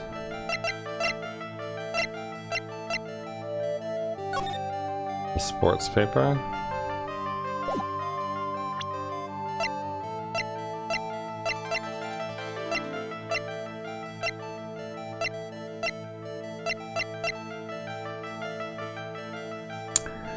Maybe the lottery ticket? Or the prescription bag? I mean, that is trouble, but... Car repair bill? Not that. The MC Bomber thing would make sense, maybe. What do you think? I'm not sure. Let me ask one of the programmers. Excuse me, can you answer this man's query, please? The data queue that manages system data storage requires multitasking for local railroads to be put into sleep. Most of the data transmission on active nodes can be bundled correctly according to the source code, obviously. Nope.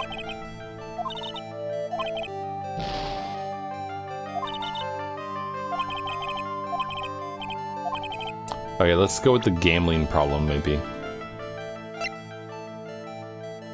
Or the calendar. Nope.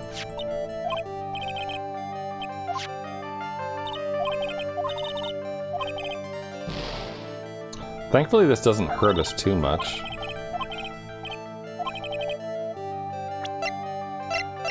Where's the,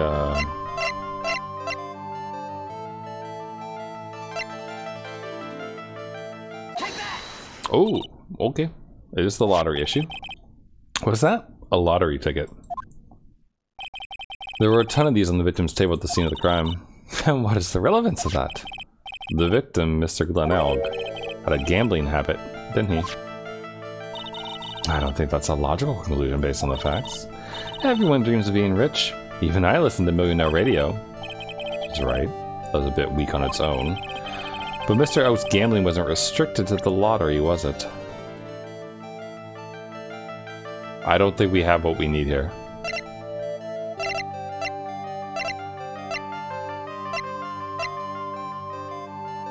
Unless they're trying to say that his musical career.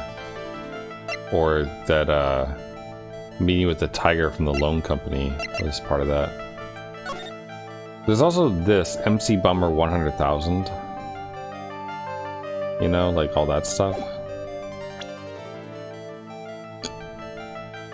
His gambling wasn't restricted to the lottery.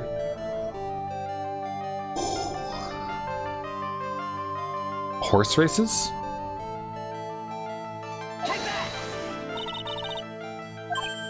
Everyone likes to gamble from time to time. Yeah, no, this is the bad one.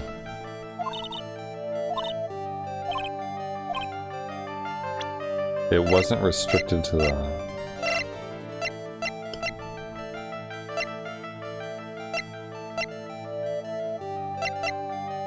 I'm gonna try out... He clearly likes horse races. Okay, let me out of this. Like I said before, I think we have to go talk to Maggie first. Because I bet you she has some information that she overheard or something like that.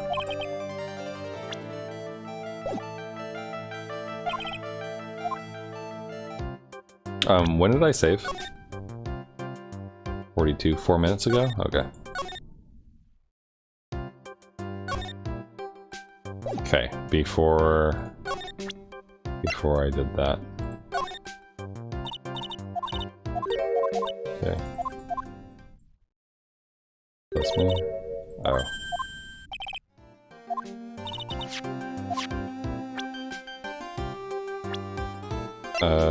I already did this, right? I just want to make sure that my save is up to date here. Yeah. Loser. Okay. Alright, yeah, we're fine. We're good. Alright. Bye, Basil.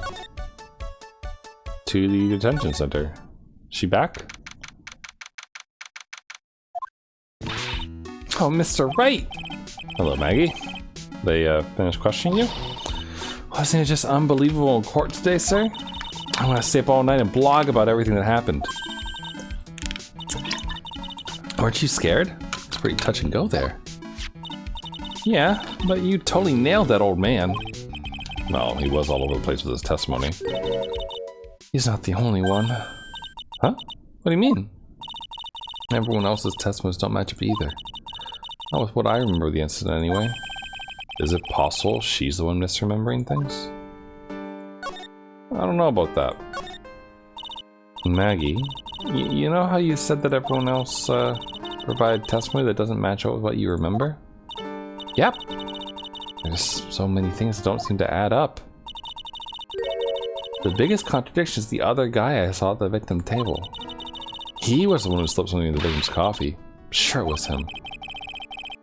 But didn't Mr. Kudo testify earlier today that it was the waitress who put some white powder into the coffee cup? They really think it was this disappearing man that did it? Well, it's not the only thing that disappeared. The CD vanished as well. You know, the CD with the writing on it. Oh yeah, the MC Screwdriver album, right? It was MC Bomber, Maya, and was scrawled on the source paper as well. They never did find that CD at the crime scene, sir. Because Don Tigre had it. Or the victim's medication. That's gone missing too. That one I don't understand yet. No, my head. It's way too complicated for me. 1 second. This? No. Okay. And not this either. Interesting. Ah! Is that your attorney's badge? Actually, it's a fake. Holy smokes, that's it! Huh? That's the badge your phony had, Mr. Wright! You got duped by this? But it's a completely different color. And what about the fact that it's made of paper? He said the badge got a tan as well while I was in Hawaii on business. I'm beginning to see how my phony was able to gain her trust. Yeah, she's a moron. Like, what even? Oh yeah, got something you're gonna love. Really? What is it? A lunchbox, just for you. Here. Wow, a lunchbox. Weenies too. I can't believe it. Thank you, sir. Did you make this just for me, Mr. Wright? Nah, it was Detective Gumshoe. Who else would make such a nice lunchbox for you? Detective Gumshoe? He's really worried about you. Looks like you put a lot of effort in making this too. I can't accept it. Detention center rules. No gifts allowed, sir. Hey, come on, Maggie. Don't be like that. The rules are the rules. They'll lock you up if you break them. Somehow, when an ex-cop turned waitress says that, it's a whole lot scarier. And anyway, I hate weenies. Oh. Really? It's all yours, Maya. You can enjoy it with Mr. Wright. But... She's right. Better than letting it go to waste. But... I guess so. That's sad. Well, how was it? I hit the spot. I love weenies. Oh, good. I'm glad I gave it to you then, sir. Aww. But The weenies of love. Been a bit of a courtroom proceedings addict for years now.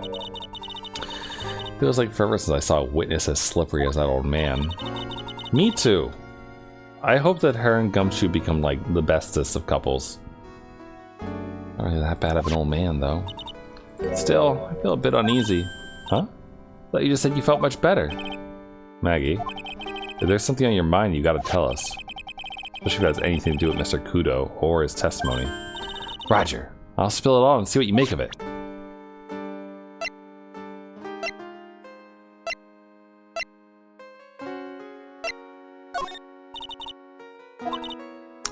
Nope.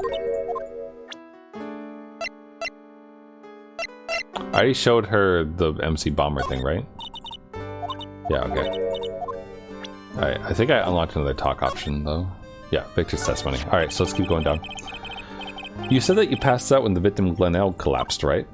Yes. It's so embarrassing. I mean, I used to be a cop. When I came to, the restaurant was buzzing with police. Do you think she was drugged? Before I knew what was going on, they arrested me, sir. So between the time the victim collapsed and the time the police arrived on scene, you have no idea what went on at Trebian? No, no idea at all. Why? Isn't it important, Mr. Wright? The other witness, the old man from the park, was pretty much chased out of the picture. Chased out of the picture? What do you mean? Old Seedy wasn't inside the restaurant because he was told to go call the police. Exactly.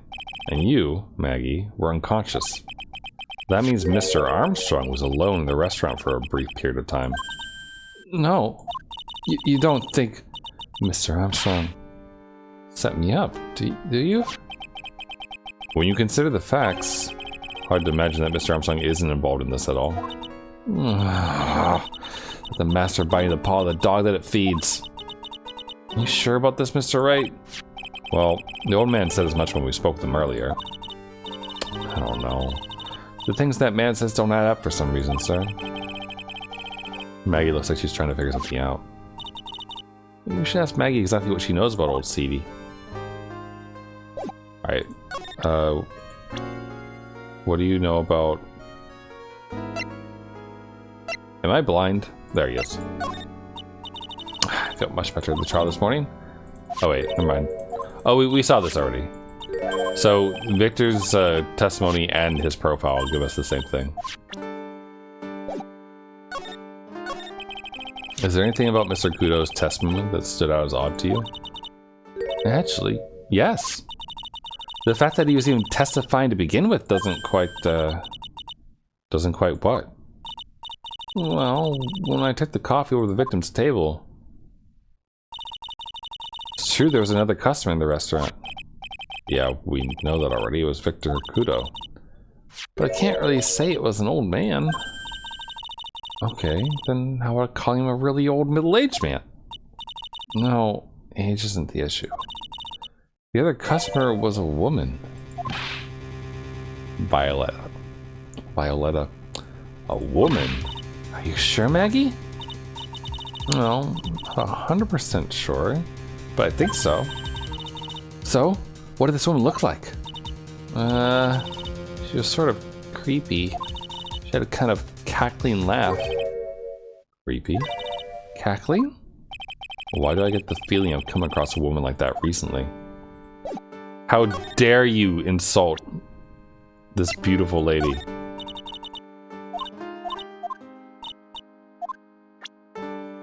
Okay, apparently that's it.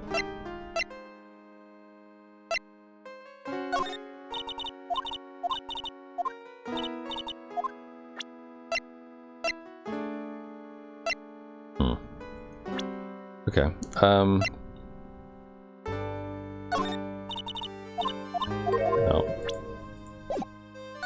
Strange. Okay, I don't know. I don't know if there's anything else I should show her.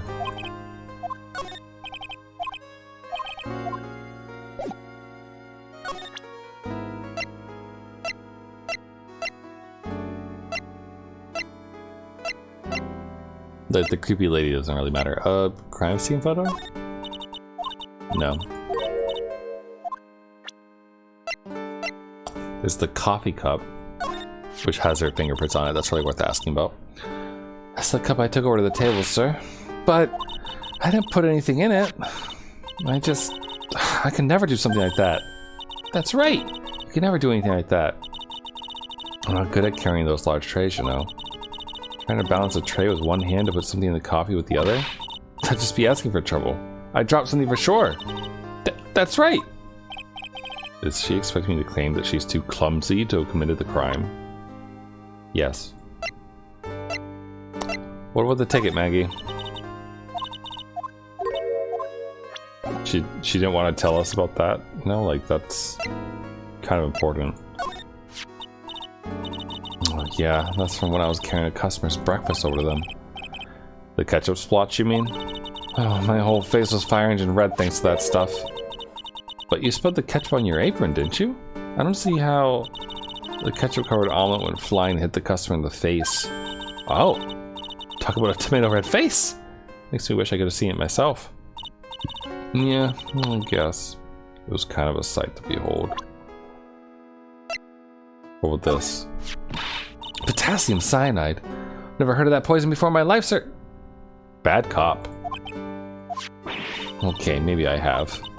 But I've never seen it before. That's the truth. I don't even know where the nearest potassium cyanide dealer is in the first place. Potassium cyanide dealers? Sounds like another group of drug pushers to avoid. In any case, this definitely isn't something you can pick up just anywhere. Ah, curse my rotten luck. The criminal must have stuck the bottle in my apron while I was unconscious.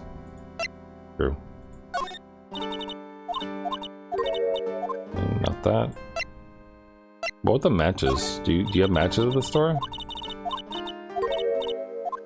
Oh.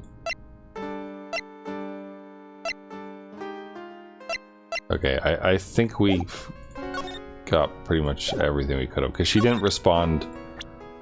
She didn't respond to Violetta at all, so doesn't really do us any good.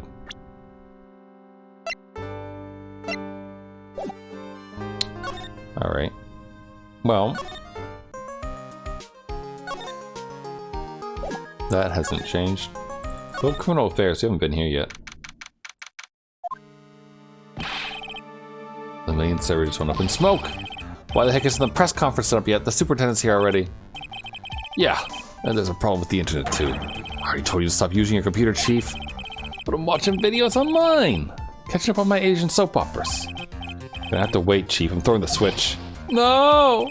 Just when some young guy was about to confess to his son's hot-to-trot girlfriend. What does hot-to-trot mean? Oh, this place is really buzzy. Something must be going down. Something really big. Huh? What are you guys doing here, pal? Detective Gumshoe! You can't be here right now. You'll be roped into the briefing if you stay. Huh? We've got big problems here today. Why? What's going on? It's a virus. A virus. A virus. There's a virus working through the precinct's computer system.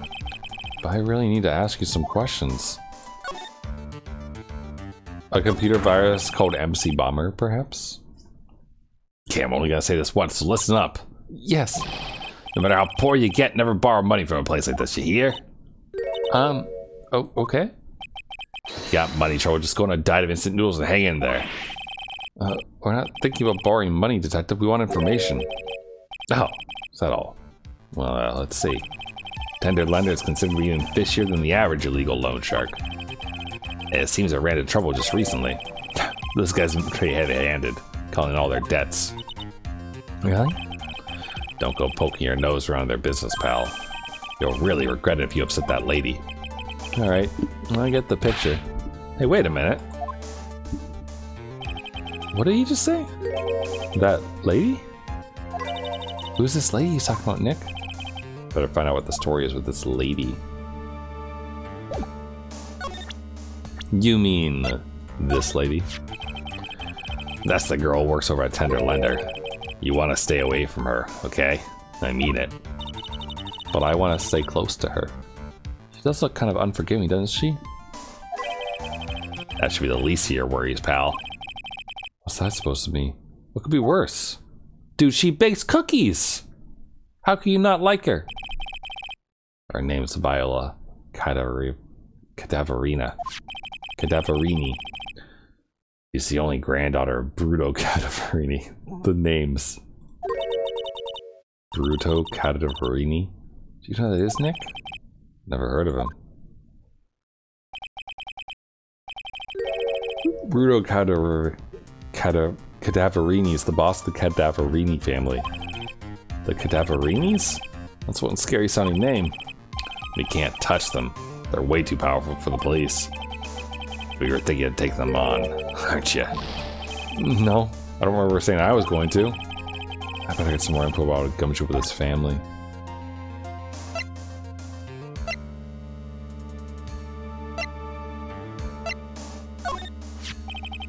That lady is boss of Blue Screens Incorporated, pal. Yeah, I figured she's clean. She's got nothing to hide. She seemed kind of like a doll to me. In a good way.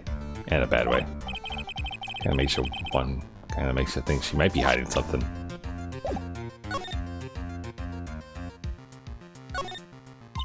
So what exactly is a computer virus, Mr. Gumshoe? Well, I don't know. What? Look, I just go with the flow, alright, pal? And here I thought detectives were supposed to be somewhat knowledgeable. What's that face, pal? Do you know what a virus is? Well, Nick, do you? A computer virus? Sure. I mean, only in simple terms, of course. Really? Wow, you know everything, Professor Nick. Yeah, I'm gonna call you Dr. Wright from now on. Hey, that sounds pretty cool. Don't you agree, Dr. Wright? Why do I get the feeling that they're making fun of me? Okay, fine. No expert, I can at least explain the basics to the two of you. Wait, I actually get to? A virus is a program that gets inside a computer and causes damage. Damage? You mean it makes the machine go boom and explode? No. The damage is, it's all internal. So the inside goes boom, right? Imagine all the case data you got stored in your PCs here at the station. A virus could wipe out all of that. That's the kind of damage I'm talking about. Whoa, that's scary. Yeah. What's even more scary is that viruses are infectious. Infectious? Oh shoot, I double clicked. A virus can move from one machine to another with a network, so the virus just keeps spreading faster and faster. Just like a real virus, huh? But, Nick, why would anyone want to make a program like that? Yeah, it takes ages to type in all that data. Why do you want to destroy it, pal? No, people don't infect their own machines. They send the virus to someone else's. What? That's horrible. Oh, I get it. It's like you sneezing on Mr. Godot so he catches a cold. Right. Then he wouldn't be able to turn up in court because he'd be too sick. You really shouldn't do stuff like that, Nick. It's wrong. Who? What? Why did the conversation jump to talking about me? Anyway, that's what a computer virus is. A bad program that causes damage. And all the different viruses have names, right? Kinda feel like I've heard the name of the virus we caught somewhere before. The name of the virus, huh? I feel like I've heard it before too. Yeah. Is it called MC Bomber?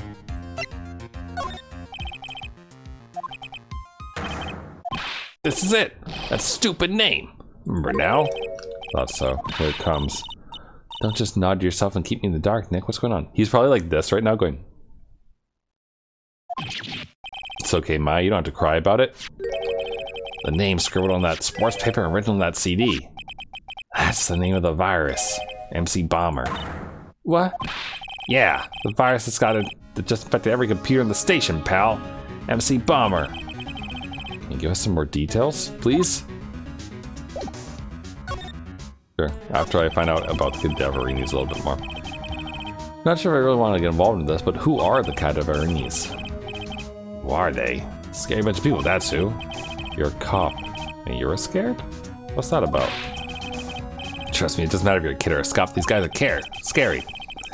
Got some serious clout in the criminal underworld. Can't touch them. Got too much moolah. Moolah? As in, they pretty much control the cash on the city's black market. Black market, huh?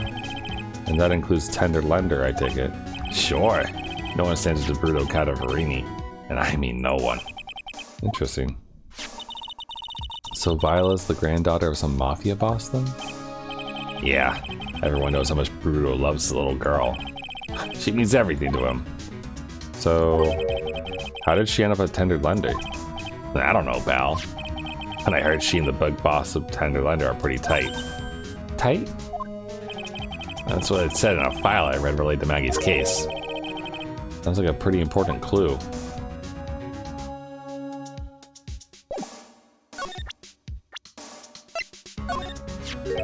Oh, this guy, the tiger. Is he famous? Yeah, this guy's not a loan shark, you know. He's a big lone cat. Hence the name? Don't pay him back. Better say your prayers because he'll eat you alive. You're shaking, detective. Like a leaf. I'm just, you know, kind of on the edge at the moment, if you know what I mean. Always with the money problems. We already knew about the MC Bomber virus from a while back. The criminals issued a series of demands to the head honchos of law enforcement. They threatened to release the virus if their demands weren't met. Who are they? I don't know. Some hotshots from the criminal underworld would be my guess. And now the virus has been released, huh? Yeah, it's in every computer in every public office in the city. Everyone's going nuts. They're hopping around like they're dancing at a carnival. All this stuff with the criminals and viruses. Well, it feels like we're in a sci-fi movie. Apparently, the programmer who made the virus was a real genius or something. The focus right now is on tracing the route of this virus on the black market. You mean someone put this virus up for sale? Uh-huh. Yeah, because this one's so powerful. They're estimating its price tag was in the millions of dollars, pal. In the millions? Virus gonna be worth that much? I can't believe it. I forgot the most important thing. And that is? You know, the lunchbox. How did everything go? Lunchbox? You remember? The weenies? Yeah. How did my weenies taste when they went down the hatch? Huh? Well, it was delicious. Yeah, that's what she said. Really? Well, not exactly. Don't worry about it, pal. I figured something would happen, so I came prepared. Prepared? What do you mean? I made a jumbo lunchbox. Oh. Do me a favor again, huh, pal? Deliver this. It sure is a heavy burden. A waste of one. I can just imagine Maggie's little eyes sparkling with joy when you bring her that. Weenies again, Nick? Tell me you don't have to eat all these too. Gumshoe's lunchbox given to Maya. Again. Really can't eat anymore. No, eat the weenies. Okay. Damn, she's not here. What if I give the weenies to, Damn, he's not here.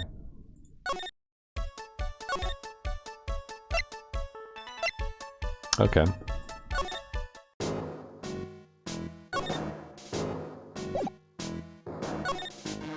So we've definitely learned a thing or two. Have we learned enough? Probably not. I don't think we know enough for like Tender Lender yet. But the virus program though, that seems like maybe we could use that for something.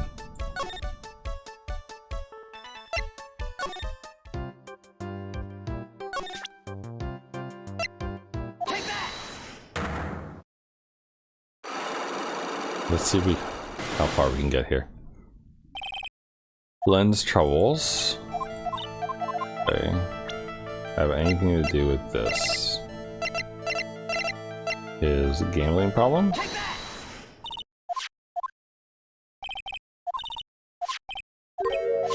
Had a gambling habit. His gambling wasn't restricted to the lobby. Sorry, lottery.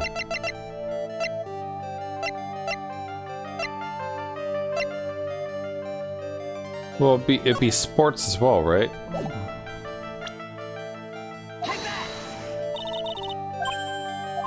No.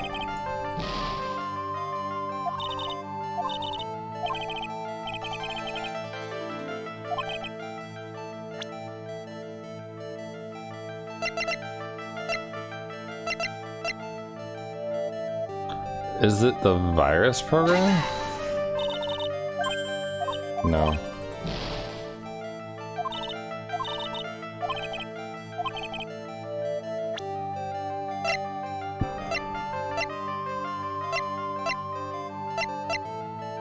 I don't think we have anything.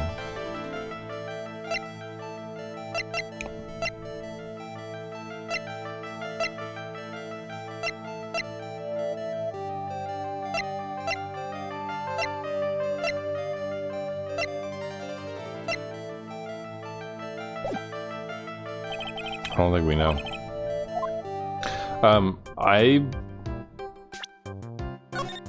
I might stop here.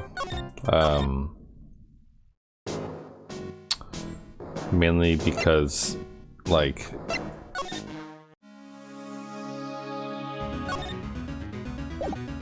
we've been going for 3.5 hours, and I'm a little bit tired, and I have a feeling that my brain's not gonna work like super well.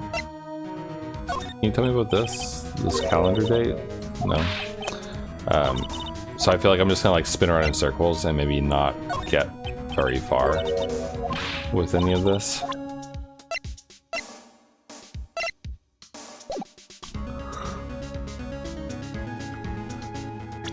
So I'm gonna go ahead and save and and stop for now. But I will play this again on, God, what day is it today? Monday? Monday. I'll play this again on Wednesday. So we'll pick it up there and try to finish off our investigation and maybe the second trial, assuming that we don't need more than that to win. So that's my plan. Tomorrow, where'd it go? There it is. I have a game called Eldest Souls, which looks like a decent time. Here's the description. It is fast-paced and brutally challenging. Eldest Souls is a unique soul-slice experience. In a final act of vengeance, the old gods have unleashed a great desolation upon the world. Mankind's only hope lies with a lone warrior and his great sword of pure obsidian. It's a boss rush Dark Souls game with like nice pixel art. So I don't plan to do like a full playthrough of it at all. I just want to check it out, see what it's like, how cool it is, if it's fun or not. So that's my plan for tomorrow. So that's tomorrow. Then Wednesday we'll do more Ace Attorney. Thursday I don't know yet. Also it's a trivia day, so I might be, late. Wednesday I will be late as well because I have a Japanese class that day, so I'll be starting at 8:30 rather than 7:30 at the earliest, depending on how much my sensei talks. And then Friday I plan on doing another multiplayer game or another multiplayer stream, probably Splatoon 3. So if you have Splatoon 3 and are interested in playing with me at all, let me know. We can exchange friend codes and then play together. It'll be fun. But yeah, that's it. So have a good rest of your day, rest of your night, whatever time it is, wherever you are. And I'll see you later. Bye for now.